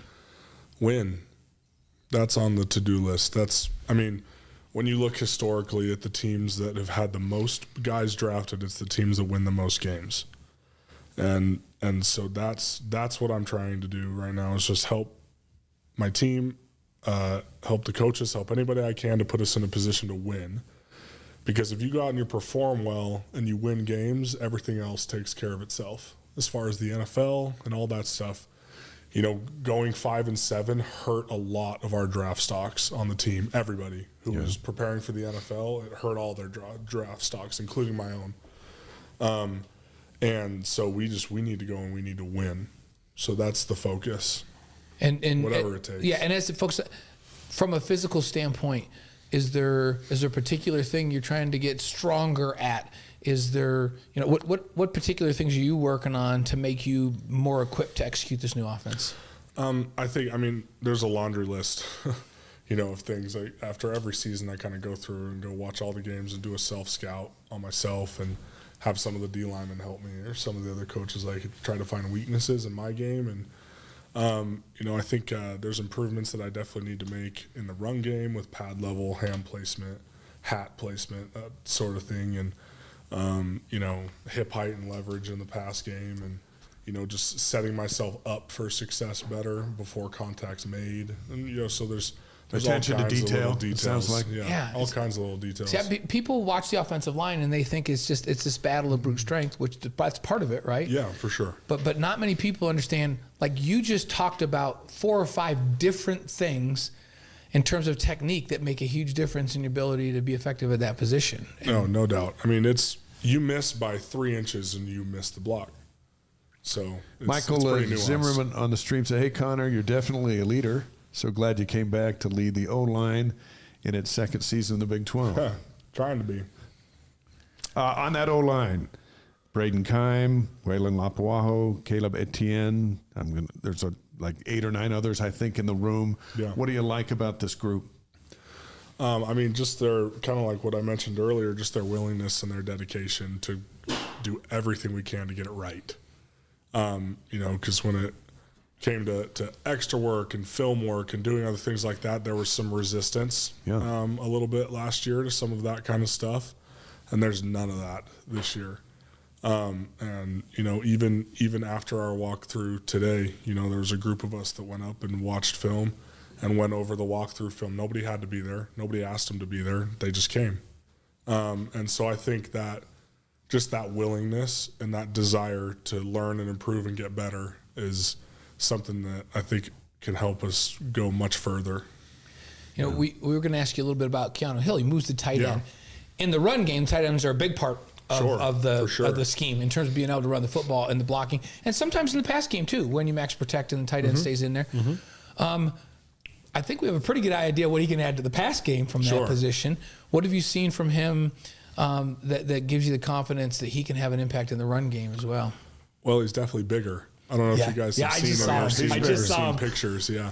The funny thing is Keanu had to fight to keep weight off his whole career here. Like he's more towards his natural body weight right now, 240, 245. Wow. Yeah. And because he's 6'4", like he's not small. Yeah. And he was. Him and Puka were really our 2 best blocking receivers, maybe blockers on the entire team. And so I don't think Keanu's going to have any challenges transitioning to becoming a run blocker. Because now that he's bigger, it's going to be much easier for him. And so I think, once Coach Gilbride kind of helps him dial in the techniques, I think that'll be the only hiccup is he just has to learn how to do it, right? It's a little different than a receiver. And so I think once he learns how to do it, I think he's going to be phenomenal. It seems like it'll be a little different. You break the huddle and you see him lining up next to your boys. Putting his hand in the dirt. Yeah, I'm fired up for it. Yeah, and you mentioned Coach Gilbride as well. So you have a new tight ends coach as well. Tight ends coach can be really involved in the run scheme and what you guys get done. Has to be. Yeah, so what does he bring with his experience? Well, that he brings experience, right? He spent 12 years in the NFL, and so I think that's pretty attractive, to the tight ends in the room. They're like, hey, that's a dude that's coached tight ends for a long time in the NFL. He knows what it takes to get there, on a personal level, and then also he's been around the game of football at its highest level, and so you have to be able to coach, to survive there. Right. And so. I think his resume kind of speaks for itself. And, I don't know the details of what his coaching style is as much because I'm not in that room, but everything that I've seen has been very detail-oriented and similar to Coach Woods in a lot of ways. Blaine mentioned that the run game, Woods is going to be the run game coordinator as well as the line coach. How important is that position, is the line coach, how important is it for him to also be the running game coordinator? Oh, it's huge. It's huge because I think it just everything on a staff kind of works together, right? And, now, A-Rod has somebody that when he needs a run play, he's got somebody to turn to. And that's dialed in on it, designed it, is expert in it. And that didn't exist last year. No, not very much. Right. And so I think because just having the O-line coach be your run game coordinator is really nice because now it brings everybody in sync. Coach Woods can now help coach the tight ends, help coach the backs on what our scheme is, what the goals of the plays are. So now we're all in sync rather than kind of we're doing one thing, the back's doing something a little different, tight end's doing something a little different. It's a lot more cohesive when it's done that way, I think. And then I think it's great. It's great for the coordinator, to be able to have someone that he can turn to for the run plays because A-Rod has been and will always be a master in the pass game. But now that we can kind of bring in that aspect to help in the run game, that kind of, frees A-Rod up to do what, he's best at. When last year, there was all kinds of other problems he was trying to address and trying to fix. And so I think it'll just open things up a little bit more. It kind of, that's the relationship that we had when Coach Grimes was here. Right. That's how it was. A-Rod was kind of, he was the pass game coordinator. And so he was handling all that. Coach Grimes was the offensive coordinator, but also really the run game coordinator. And it seemed like the running back did okay during that time. yeah, I'd say so. Yeah, just they were just fine back then. Just a little bit. Speaking of that running back room, LJ Martin comes back. But there's quite a bit of talent in that running backs room. No doubt. Which is a very integral part of being able to run the football, along with creating seams. Yeah. What do you like about that running back room, and who's catching your eye? Well, I think depth for one. Is great, even though they're younger. And I think, with LJ coming back, having another year under his belt and having a full off season in the program will be a big thing. Just because, he was just a puppy last year, a young kid, just trying to go out there, do what he was supposed to do, just survive, know, and now he'll have a whole off season conditioning program. He's gotten bigger, he's gotten stronger, he's gotten faster.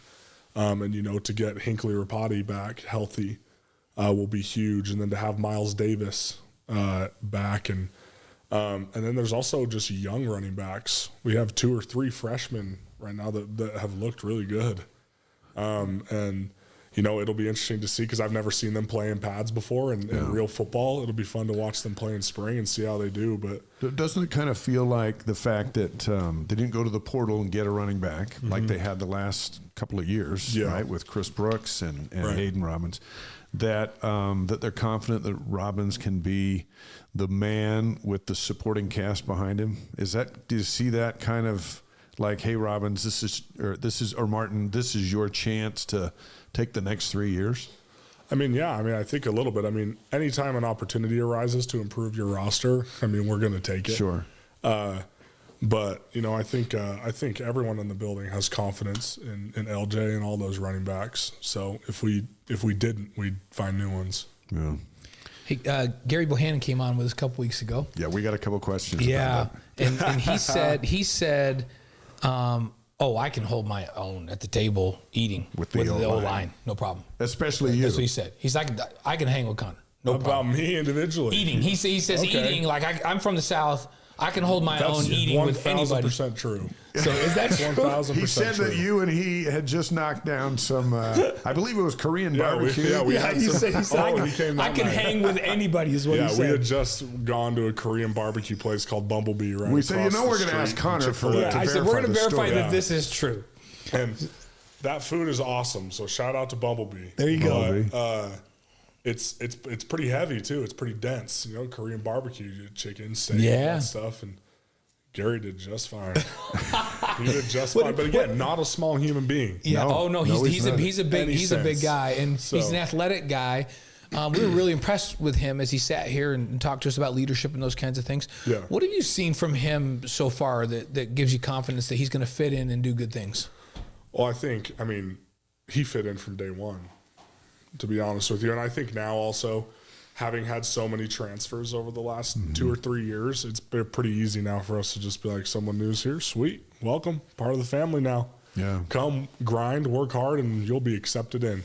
But I think just, his dedication and also his consistency, he's the same person every day, regardless if things are good, bad, ugly, whatever.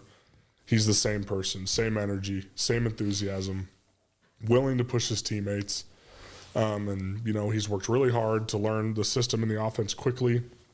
And so I've been really impressed with him.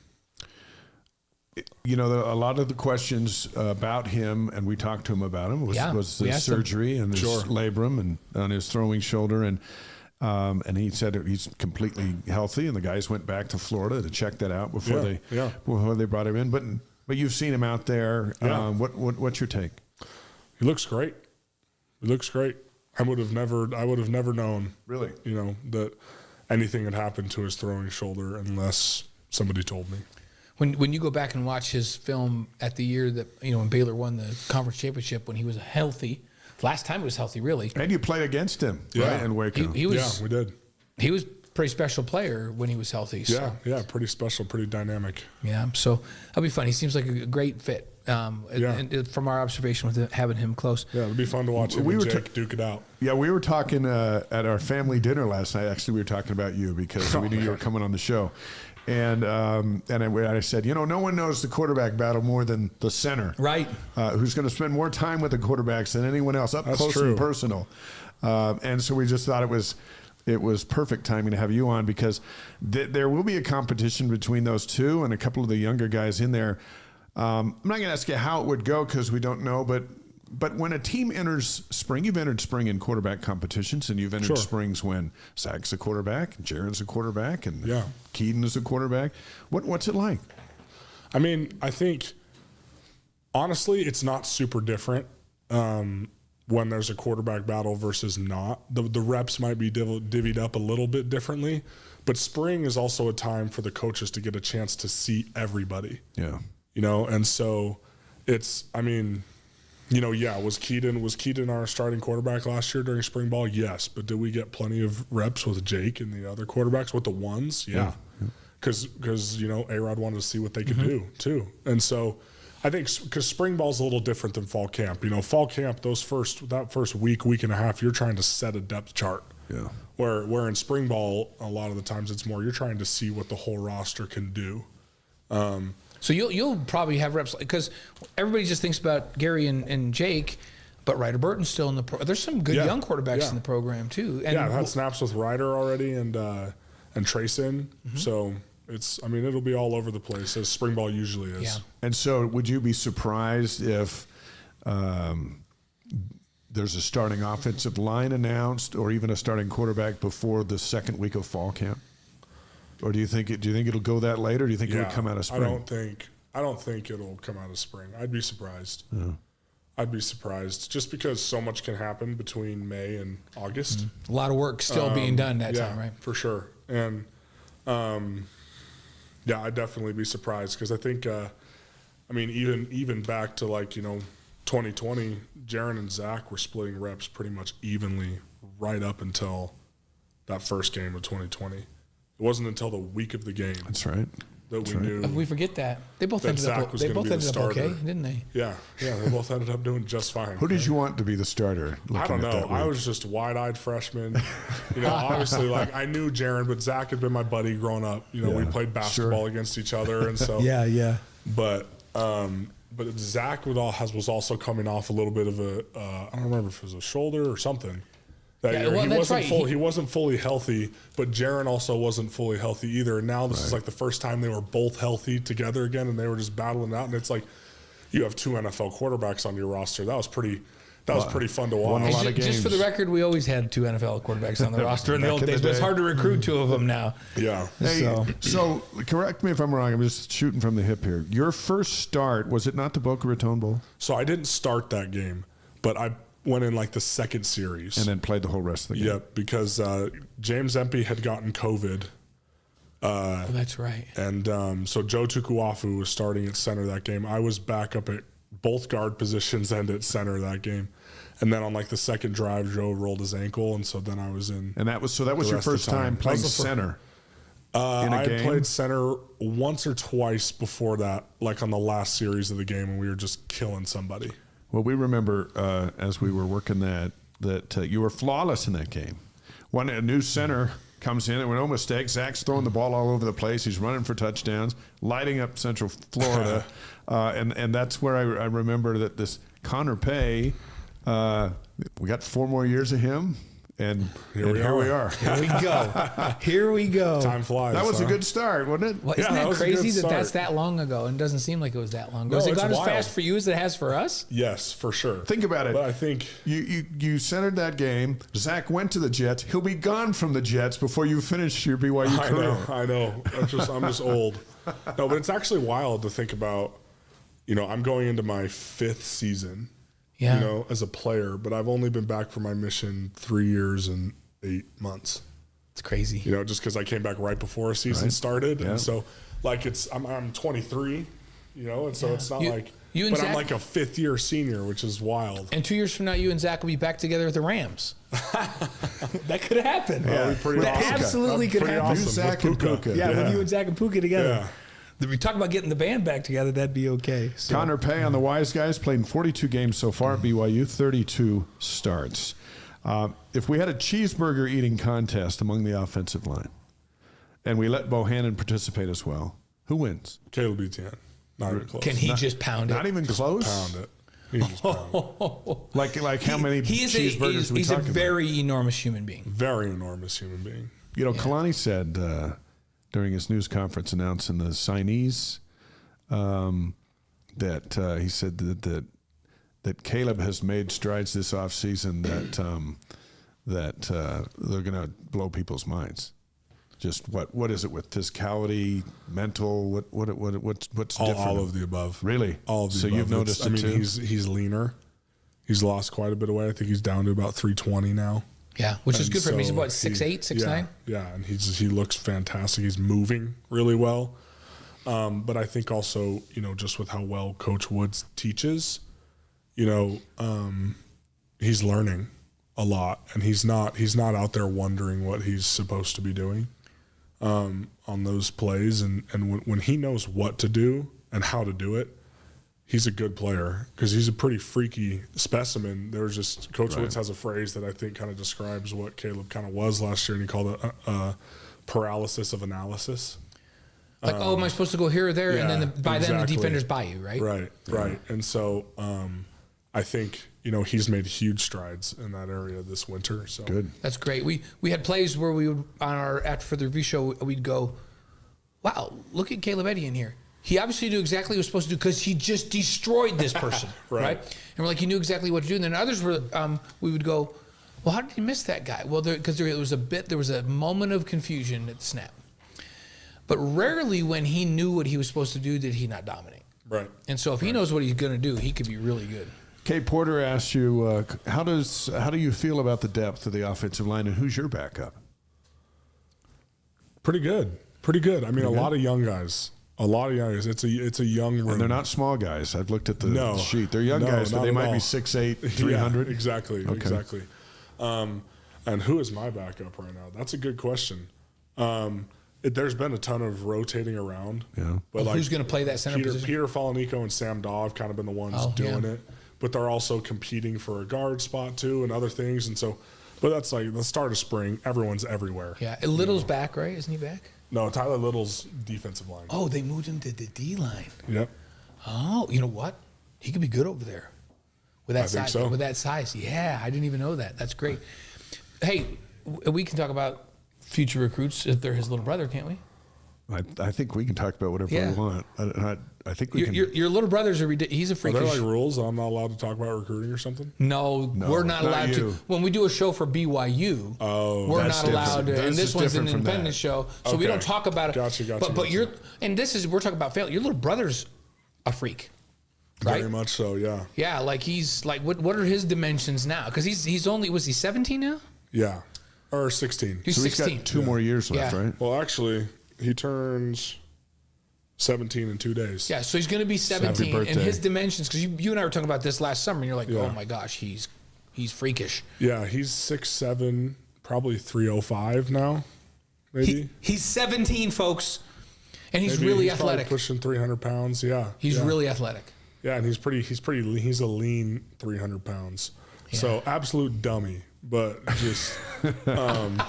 Did your dad spoken like a true big brother? Did your dad talk to your mom before all these giants showed up about, hey, this is how this is going to be? I don't know if my mom knew what she was getting Your mom knew what she was getting into when she married your dad. We're going to have your dad.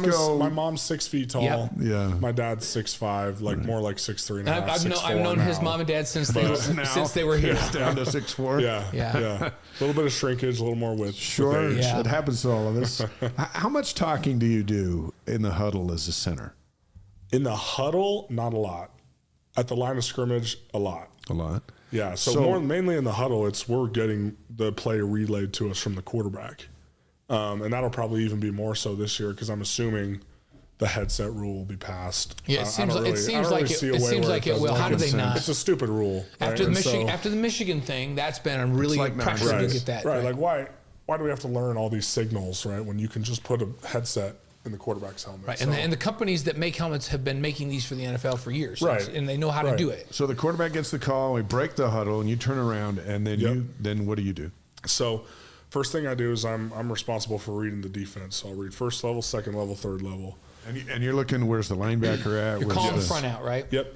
Calling out the front, and then depending on the play, there's about probably 6 or 7 different things I could do on each play, depending on what the defense shows us. And then there's different tags on the plays, so I know where the motions are coming from, and if we're shifting at all, and because that can give me a lot of keys on what coverage they're in. Right? If I see those linebackers bumping back and forth, I know they're probably playing zone, or if he runs, they're in man, which changes our blocking schemes a little bit. It'll change the person ID, and that's one of the great things about Coach Woods is he's taught me a lot about that kind of stuff, the read keys for a defense, and how to understand what coverage they're in, what they're trying to disguise, and spending a lot of time reading safeties as well, and so because the safeties will tip off who's coming out of the front, so Connor knows which direction. And all this is happening in 4 seconds. Yeah. I probably have about 3 or 4 seconds to make all those decisions, make a call, because everyone, running back, rest of the O-line, tight ends are all just staring at me, waiting for me to give the ID, because that tells them what to do on any given play. It tells them who to go to. And then the quarterback has to know, hey, Connor just made this call, so here's who's picked up. And here's who I'm responsible for if he comes. Right. As my especially in like 5-man protection. So he's waiting for you, especially when you're empty, to make the call. So that now he understands where his first glance is to just make sure that the guy that he's responsible for isn't coming. Right. Now, the quarterbacks have a tough job. He's got to go survey the whole defense and pay attention to what I'm saying, so he knows where he's hot and where he's not, and make sure everyone's lined up in the right spots, and get his read keys pre-snap. Like quarterback is a crazy then on the position. first step, he has to verify that his pre-snap read was right, which most of the time it's not exactly the same thing, but he has to make that adjustment. Sure. Yeah. So then the center and the quarterback are the 2 smartest guys on the team. Period. Don't let anybody on defense tell you anything different. While all this is going on, and we've known you for some time now, we know you enjoy the game, you love the game. So I do, yeah. So while you're doing all that, when do you get the chance to talk to the other team? Honestly, not that much. Really? Yeah, I mean, there are some teams, usually the bad ones, who talk like a lot of crap, but So the good ones don't talk smack? No, not really. It's like we would talk a little bit sometimes too, but honestly, most of the time there's not a lot. There's definitely some, Or it's after like, the play, especially kind of early in the drives, you'll talk a lot. But then by the end, us in the D-line, we're getting kind of tired. We're not going to waste our breath, talking smack. We're all trying to catch our breath and look to the sideline, get the next play, and just go do our job. So that big Arkansas game, when you're making the charge back to win it in Fayetteville in front of all their fans, it's all business at the line of scrimmage. Yes. I don't really believe that, because you have too much fun, and that seems like that'd be a lot of fun. It is a lot of fun, and I like talking crap because I think it makes the game more fun. Yeah. And so I don't get mad when people talk crap back. You got to back it up. If somebody's creative, do you actually like it? Yeah, I think it's so. There's something. I mean, there's all kinds of crazy Mormon jokes and stuff. Some of the stuff that people come up with, I'm like, dude, I've got nothing to say. That's good. So you're at the line of scrimmage. Tell us, maybe if you can remember one or two, that a lot of stuff that gets shared down there we wouldn't be able to have on this show. But but tell us, I don't know if there's anything I can share on this show. There are a couple of things where you're down there where you just heard somebody did their homework and researched, and they thought they had something that's just gonna. What is he trying to do? Make you laugh? They can't really.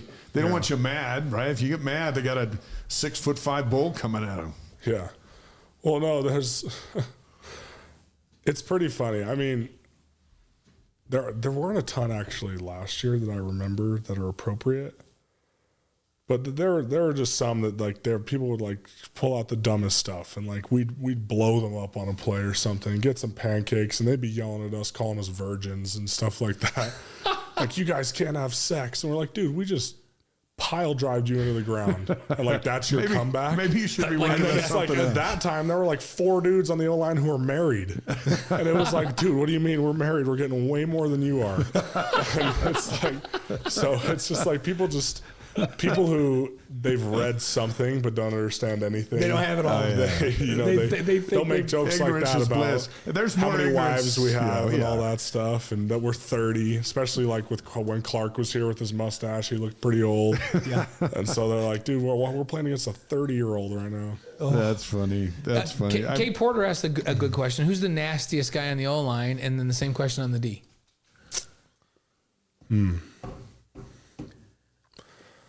Waylon brings some juice. Does he? Is he he just likes to smack? Would you vote for him over you? I mean, I definitely wasn't gonna. I'm not gonna say myself on any of these questions. I've told everybody that Connor's got plays with the edge, and that's why we're here. You need a couple of guys that play with it. So other than you, is there another guy that really plays with an edge? Yeah, I would say Waylon. Waylon brings the juice, and he won't back down to anybody. Yeah, is there somebody on the D line that would match up with Waylon and you, that could plays with an edge and just a little bit nasty? Yeah, I think there's multiple. I think you kind of have to do that. D-line You got to be a nuts. little psycho. Yeah.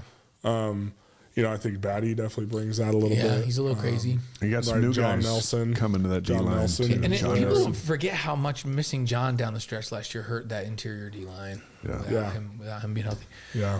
So my oldest, Kellen, started at free safety for a few years, and one day he came home from practice, and I go, how's practice? He goes, good. Ray Fanga punched me in the face. With my helmet on, and I'm like, Ray decked him. I go, why did Ray punch you in the face? So did you get in an altercation with him? He goes, no, we were just walking by. And I go, what? So he just walked up and punched you in the face mask? And he's like, yeah. And I go, what? Why would Ray do that? And he goes, Dad, do you not know Ray?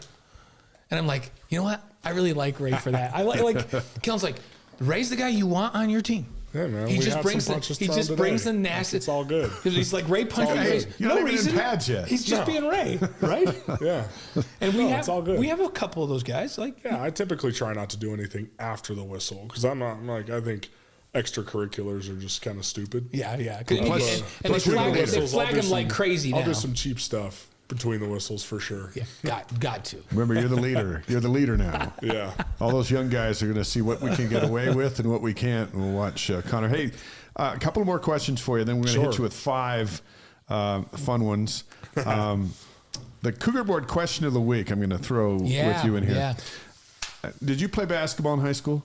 I did, yeah. You throw it down a few times? Yep. Okay, perfect. Tried. If you're not familiar with Cougar Board, folks, it's the largest online community of BYU fans, thousands of posts daily. This one comes from Coug Fan Blue, one of their insider subscribers. Which BYU basketball players over the last few years do you wish would play football? And are there any current football players who you think could have played on the basketball team? And then one more, who would win a BYU football team slam dunk contest? Ooh. So it's a 3 for, let's start with the first one, make this easy. Yeah, basketball guys. Any basketball guys over the last few years you'd like to see on They the should be football out team? playing football. That are on the team currently. I think Foose. Oh, yeah, tight end. Foose could be a nice tight end or an offensive tackle. He could, because he could put another 20 on and be a tackle. Right. With those And, long arms. and the other one I think is probably Dallin Hall. Yeah, Dallon's tough. Dallin's built. Yeah. You know, like he's not a small person. Like he's 6'4" and he's What built. position would you put him at? I would put him at either tight end or maybe running back. Really? Yeah.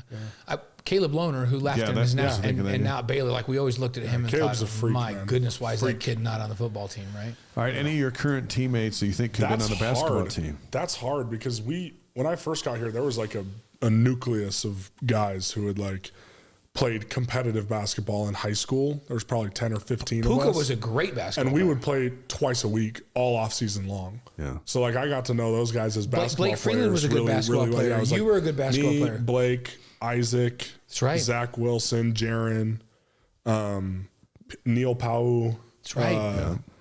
You know, and there were a bunch of other guys that were coming who were good players. Mitch Matthews was a while back, but was he a ball player too? Yeah, Anyone with size? he's a good basketball. Well, he would win a slam dunk contest, Mitch. So I would say, I mean, I still believe to this day that Blake could have played both. Yeah, I agree. Yeah, he could sure. have. Yeah, he was I think like he could have Bronson done the or Bronson, yeah, Kaufusi. yeah, he could have easily. Blake was that good. So, But on this current group, I don't know. There's not a ton of like elite basketball players that I know of. Maybe because we just haven't played as much yet. Yeah. Okay. But I'm trying to think of guys who could. But I mean, the hard part too is like now that I've been around a lot of the guys on the basketball team and played like pickup with them and done things like that. Like that's a different type of basketball player. Yeah, Like, they're really skilled right now. like that's different. Like it's hard to compare someone like because they would mop the floor with any of us. Obviously, yeah. they're freaky. So who wins the BYU Who's the BYU football slam team? dunk contest though from the football team? Dude, I don't even know anybody Who's got some hops? Who's can dunk good? At least has any cool ones. I know the guys who can jump high, but I have no idea if they Yeah, can dunk. who's the greatest leaper on the team right now? Probably me. I think so. but- So Connor probably. I would say I'd probably. When we're win talking the about dunk weight to contest. jumping ratio, he's clearly the best on the team. I'm just kidding. I don't know. I really don't know. That's actually something. Maybe we'll have to play a little more basketball this Yeah. offseason. But don't figure that land on out. anybody's ankles coming No, down. I trying won't. to That's show why them I off. only play with the football team or my friends that are really good basketball Do you know who I players. think has a big vertical and is fairly long? Maury. Yeah, Mo probably could. Yeah, I think he could dunk it pretty I'm sure he could. handily. I'm sure. he Right? Roberts is probably pretty good. Roberts could get out. I would Yeah. imagine. Yeah, Chase. Chase should be able to. Chase should be able to throw good. it down. I with bet ease. Darius could too. That's a good point. Yeah, Darius would- yeah, Yeah. Darius would be a good dunker. Free safety that was hurt last year. He can jump out of the gym. That came back at the end of the year. I'm losing my mind. Talent. Talent, yeah. Yeah. He can jump. I haven't seen Talent play. I'll have to find out. Do you think Yeah. Bohannon could get up there? Yeah, Oh yeah. for sure. I don't know if Gary played like basketball Yeah, I in don't high know if school or he did or anything, but I'm, I would now that assume. we've just named all those, I would assume. I'm going with Darius.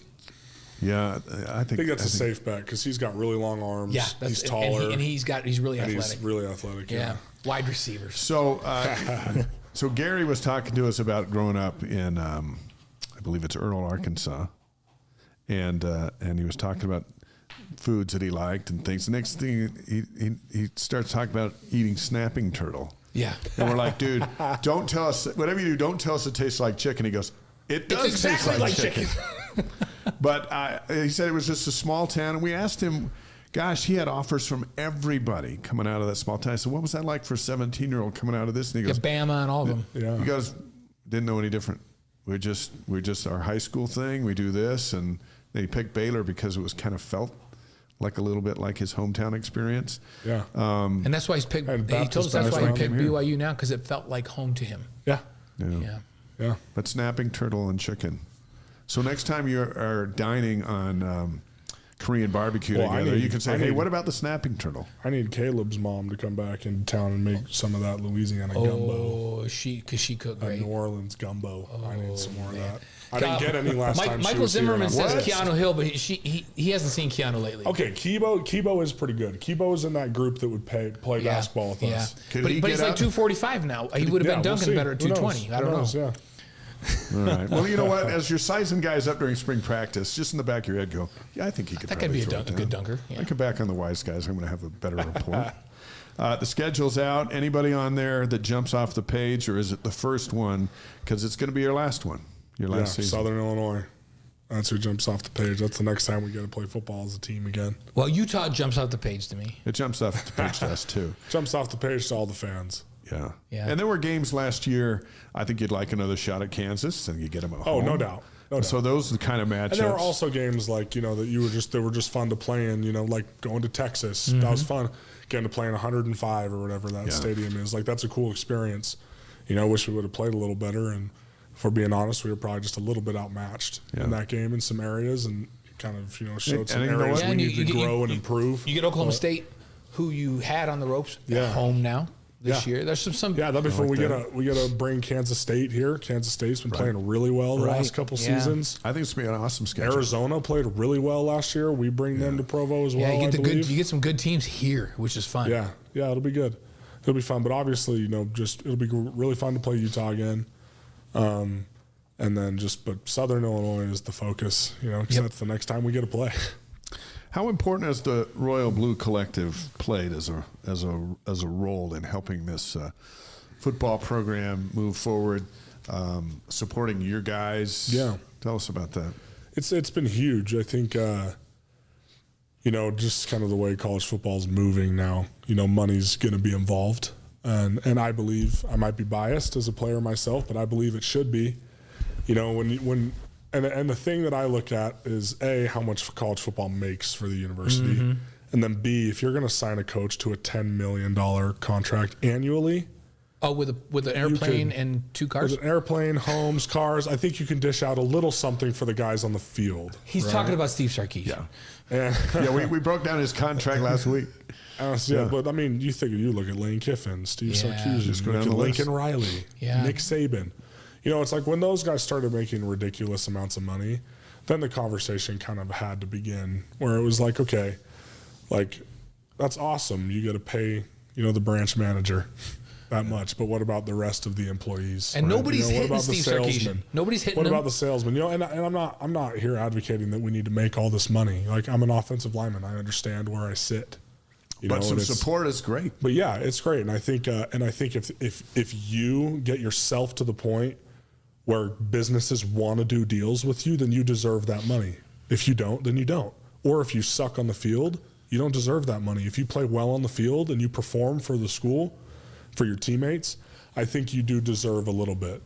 And I think how much and when and all that stuff is, that's kind of, not my decision to make. But I do believe that there should be something there, simply because of the revenue we bring in. Right. If you don't look at anything else other than that. Well, Gary even mentioned, because we asked him about that, because he's been exposed to different places. Yeah.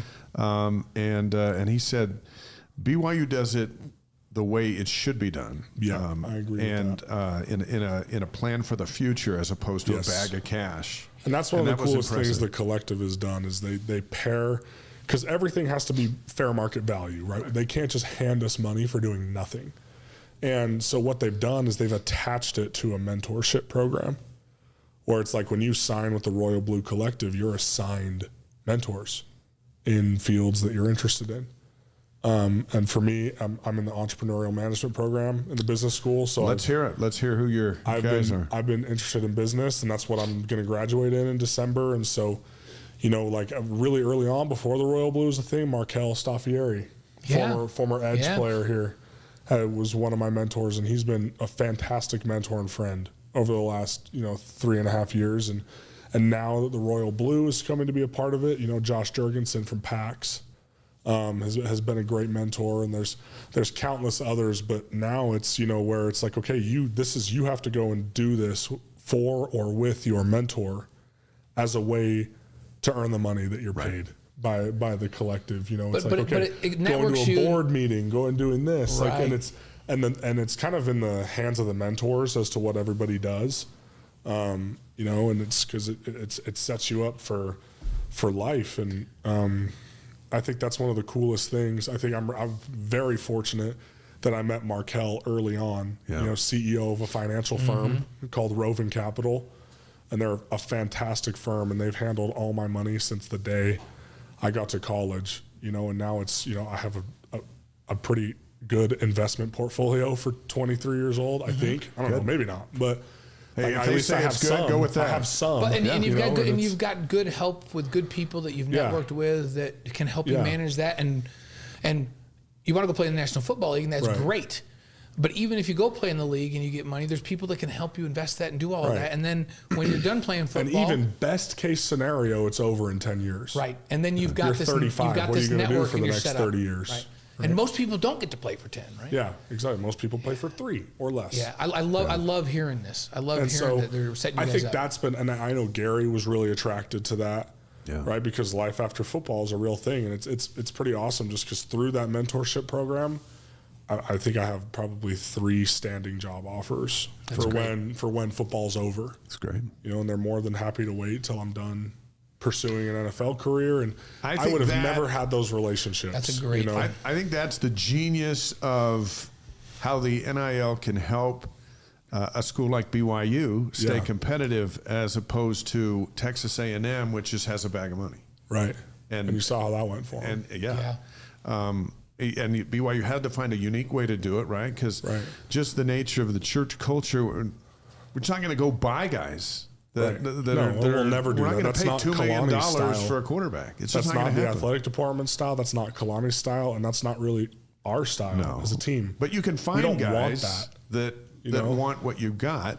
Yeah, like I want someone who's going to play here because they want to play for BYU and play with me. Yeah, not because we threw a bunch of cash at them. That's shallow. That's pretty baseless. And it never really works out. No, unless you got you're Alabama and you got a whole team that's getting all that. Give everybody, but they're in a different place. But then I think they had the difference is too. They had a coach in Nick Saban who, would smash out anything that was, any form of entitlement and other things like that. But I think NIL was a big reason why Nick Saban decided to call it quits. He came right out and basically said he hates it. Yeah. He hates the whole thing. Because now it's one of the reasons he left the NFL. He came back to college, right? And I think there's going to be a happy medium with NIL, right? It's pretty insane right now. It's pretty all over the place. I think it'll be kind of narrowed down, and I don't want to say regulated because I hate that word and what the NCAA has done with it the last 4 decades or whatever. But there's got to be some oversight. Some fences around. Yeah, there's got to be at least guidelines like. For the NFL, there's a cap hit, right? There's a cap limit and things like that. I think there's a bunch of places that money needs to go and things. I think college football specifically, probably basketball too, will move more towards probably a semi-pro type of format. It feels like it, especially with like the P4 coming together and now. With the SEC and the Big Ten forming a kind of an alliance, a commission together that I bet I would not be surprised if the Big 12 and the ACC become a part of that and slowly start the process of breaking away from the NCAA. Probably, and the NCAA is making it easy for them to go, you know what? Why do we want to be a part of this circus? Yeah. We can have our own circus. Well, and there was just some announcements this last week about legal rulings making the NCAA even weaker. In Alabama and Tennessee, the NCAA can't regulate NIL deals in any shape or form. Yeah. Interesting. Will be fun to watch. Let's do these 5 questions. Okay, let's hear them. And we'll finish up with Connor. I think we're going to have some additional time with you for Cougar Board, which we're shooting a little bit. So look for that later in the week.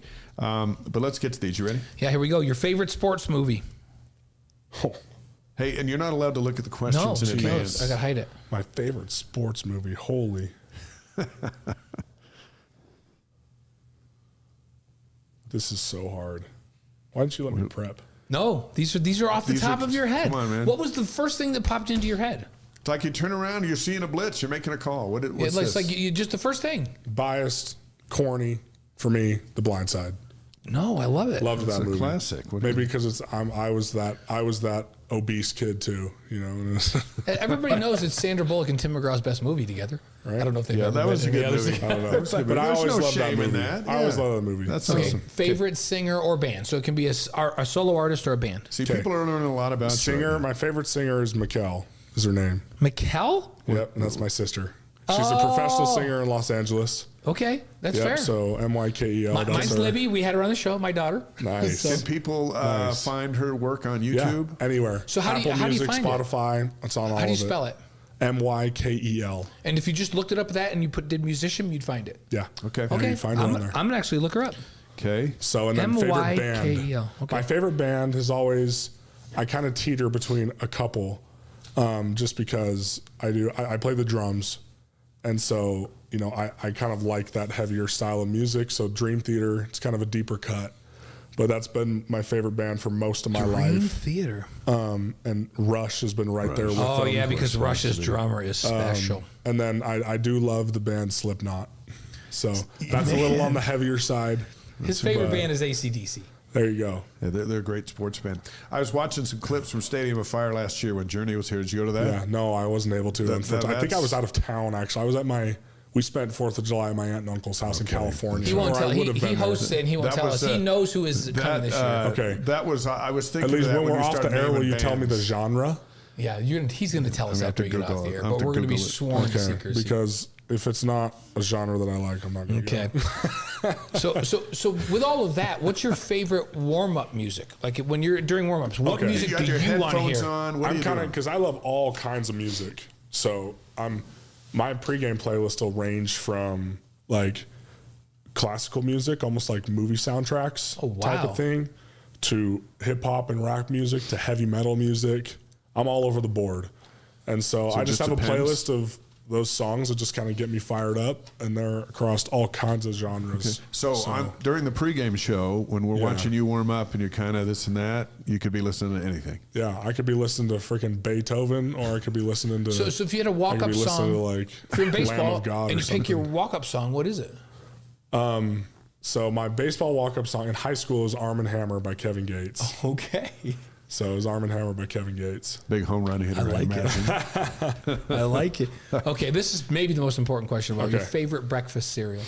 Reese's Puffs. Reese's Puffs. I love those. That's like my guilty pleasure. Is Reese's Puffs. And You got a Captain Crunch guy right there, and you got Nice. a Cinnamon Life guy right here. Now look, go. when you break open a box of Reese's Puffs, Yeah. does it survive the meal? no, I eat the whole thing. Typically. See- Well, and it's like it's kind of expensive. So like I don't buy it on my own. I just wait until my parents have it at the house, and and then then you when go I'm to home town. on Sunday or something, It's out. It's all I'll about just it. pound So- it. Fantastic. Okay, you served in Washington D.C. Yeah. 18 through 20. Yep. Favorite mission moment? It's hard to pick a favorite one, but Yeah, that's tough.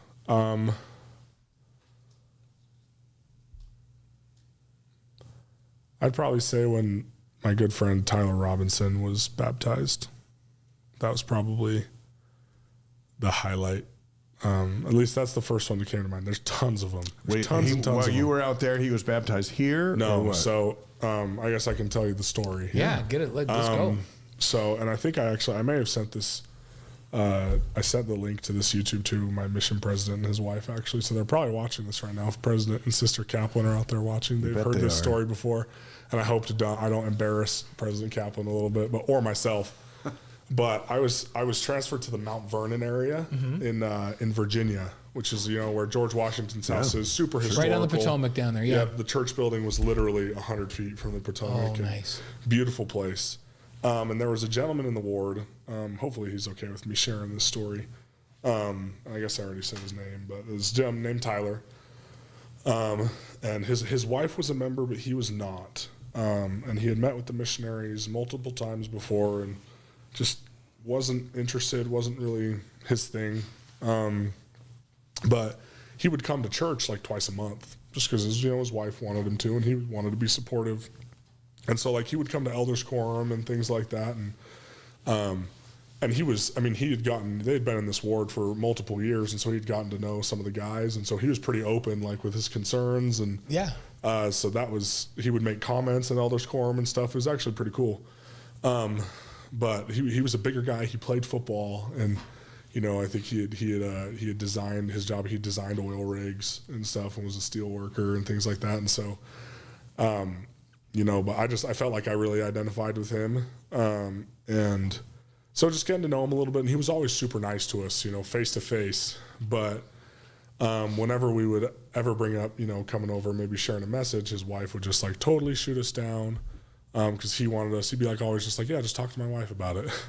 And then totally would just shut us down like, hey, he doesn't want to talk to the missionaries. Please just like leave us alone. And so we're like, man, this sucks. And naturally, whenever we were in the area, it's hot in Virginia, so we'd go over and ask for water or something and just do whatever we could. But his big challenge was always the temple for him, and he didn't really understand why a building had to be between him and God. How he had to go into this building, go perform ordinances, and make covenants there in order to get back to God. That just didn't compute.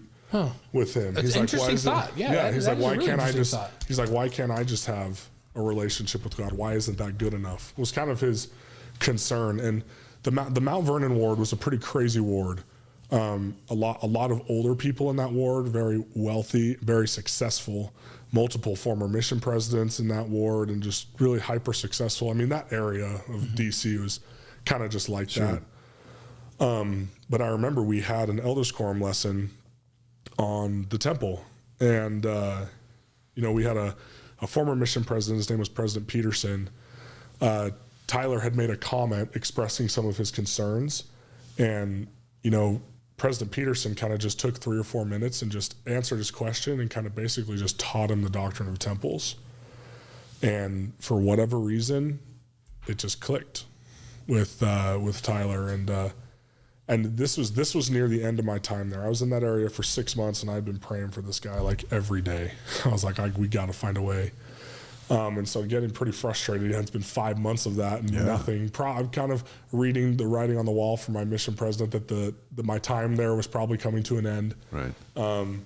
And I was like, oh my gosh, we got to figure out how to make this happen. And so, Tyler, after that comment from President Peterson, you could tell Tyler was like, oh, I never thought about it that way. And it kind of clicked with him. I was like, oh my gosh, we got to talk to him. But I know if we just approach him directly like that, that's probably not the best way to go about it. Because they talk to my wife. Yeah. And so, just had the inspiration, I guess, to just go and ask him how we could teach, the temple better.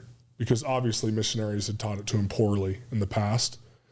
And so my companion and I, Elder Worthington, just went and walked up to him. We're like, hey, Tyler, could we just we really appreciate your comments in Elders Quorum. It's like, we understand that you had these concerns and how the temple was explained to you. And obviously it wasn't explained correctly. What can we do better as missionaries to explain it better from your perspective?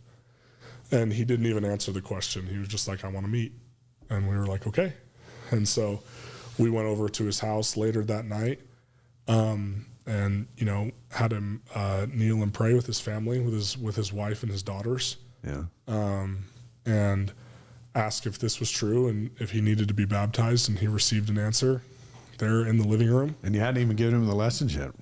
No, wow. We had just talked about the restoration that night. That's it. And he agreed to it, and he had multiple experiences. He's a very spiritual individual. Yeah. Lots of experiences with people from the other side, dreams, that kind of thing. And he had multiple experiences, and it's over the next week, his daughters had 2 or 3 near-death experiences. It was crazy. And he basically just said, he's like, I can't do this anymore without the priesthood in my home. He's like, I can't do it. And that was another big thing. He's like, I have to be a priesthood holder. And so we taught him all the lessons in 4 days, set a date for baptism. It was going to be my last week in the area. Was going to be his baptism. They ended up having a close friend's wedding that they were leaving for 5 days for. And so we had to set his date for baptism the Saturday after I was leaving. Oh. And I was devastated. And I called my mission president, and I'm crying. I'm like, please, can you delay the transfer? I've been praying for this guy. I've been praying for this guy. Please let me stay. And he was like, no, you need to go. This needs to happen. You're needed in this new area. And I was like, oh my gosh. And I was pissed at him that night and stuff. But we saw him. We took another one of our friends to a baptism later that Saturday. And he kind of pulled me aside and told me where I was going, what he wanted me to do in this new area, blah, blah, blah. And then he was like, okay, but there's one thing I need you to do. And I was like, okay, what do you want me to do? And he was like, the person you're replacing and just the way the transfers work, someone has to be trained to do a new assignment, and they need about a week to train the new person. Like, so we're going to need you to stay in your area for 1 extra week. And I was like, oh my gosh. It was like he knew what he was doing. The coolest thing ever. And I was like, why didn't you just tell me that on the phone? Like, I knew you knew that. Like, why didn't you just tell me on the phone? Hey, they have to have some fun too. He wanted you to struggle with it. I didn't want to make it seem. He was like, I didn't want it to make it seem like I was doing favors for missionaries. And I was like, I get that. That makes sense. You can't, as a mission president, you can't look like you're granting requests, especially when it comes to transfers. And he's like, but I already knew. He's like, that's why I shot you down so hard on the phone and didn't even want to talk about it, because I knew if you pressed me hard enough, I would just tell you. And I didn't want to tell you yet. But so That's long classic. story short, I got to stay, and I was there for Tyler's baptism, and I got to confirm him a member of the church and give him the gift of the Holy Ghost, which was a pretty special experience for me. And, still good friends with them to this day. I know this is a good reminder. I need to FaceTime them and see how they're doing. It seems like they should be out for a game this Their fall. families jumping all over. Yes, they should. We got to figure out how to make that happen, because they've been bouncing all over the country, because his wife works for the National Guard. Oh, wow. And so they've been kind of stationed in different areas. And, I think they're in Florida right now. Hey, if you can pull that off, if you can get him to a home game, we'll get him on the pregame show. Yeah. Heck yeah. That'd be fun. I'll call him and see if he'd be down for that. That'd be fun. Figure out how to get That's a there. Figure out how to get great him there. I think they got like 6 kids now, so that'll be a Pretty big fun. family trip. That's What the an best story experience. of the show. Yep. So Nice that was a job. pretty special experience. So That's a fun area. That's why I was telling these guys earlier. That was my home temple district growing up, was Washington, D.C. I grew up Really? in New York. That was the closest temple. Cool. So Hey, let's just end the show on that. Okay. On that, we've got. I'll be on Sports Nation tomorrow, and then Blaine and I are together Wednesday night with BYU in Houston on Yes. ESPN Plus. That's at 7 Mountain, right? And then baseball, I'm with Gary Scheide Thursday, Friday, Saturday, and you're on the pregame show with Saturday the with guys Saturday Tyler night. and Kristen and Jerem. It's on like Saturday night. our weeks are just getting started, and you got practice on Thursday. I do. Yeah, I do. And practice for Connor on Thursday. Thanks to Steve Cleveland and Connor Pay. Hey, you were worth the wait. Yeah. It was great to have you here. Yeah, no, glad to be here. Thanks for having me, guys. This was fun. Podcast to be up tomorrow, and next week Noah Hartsock and David Nixon. And you'll see him on Sports Nation tomorrow. Yeah, So you'll be there tomorrow.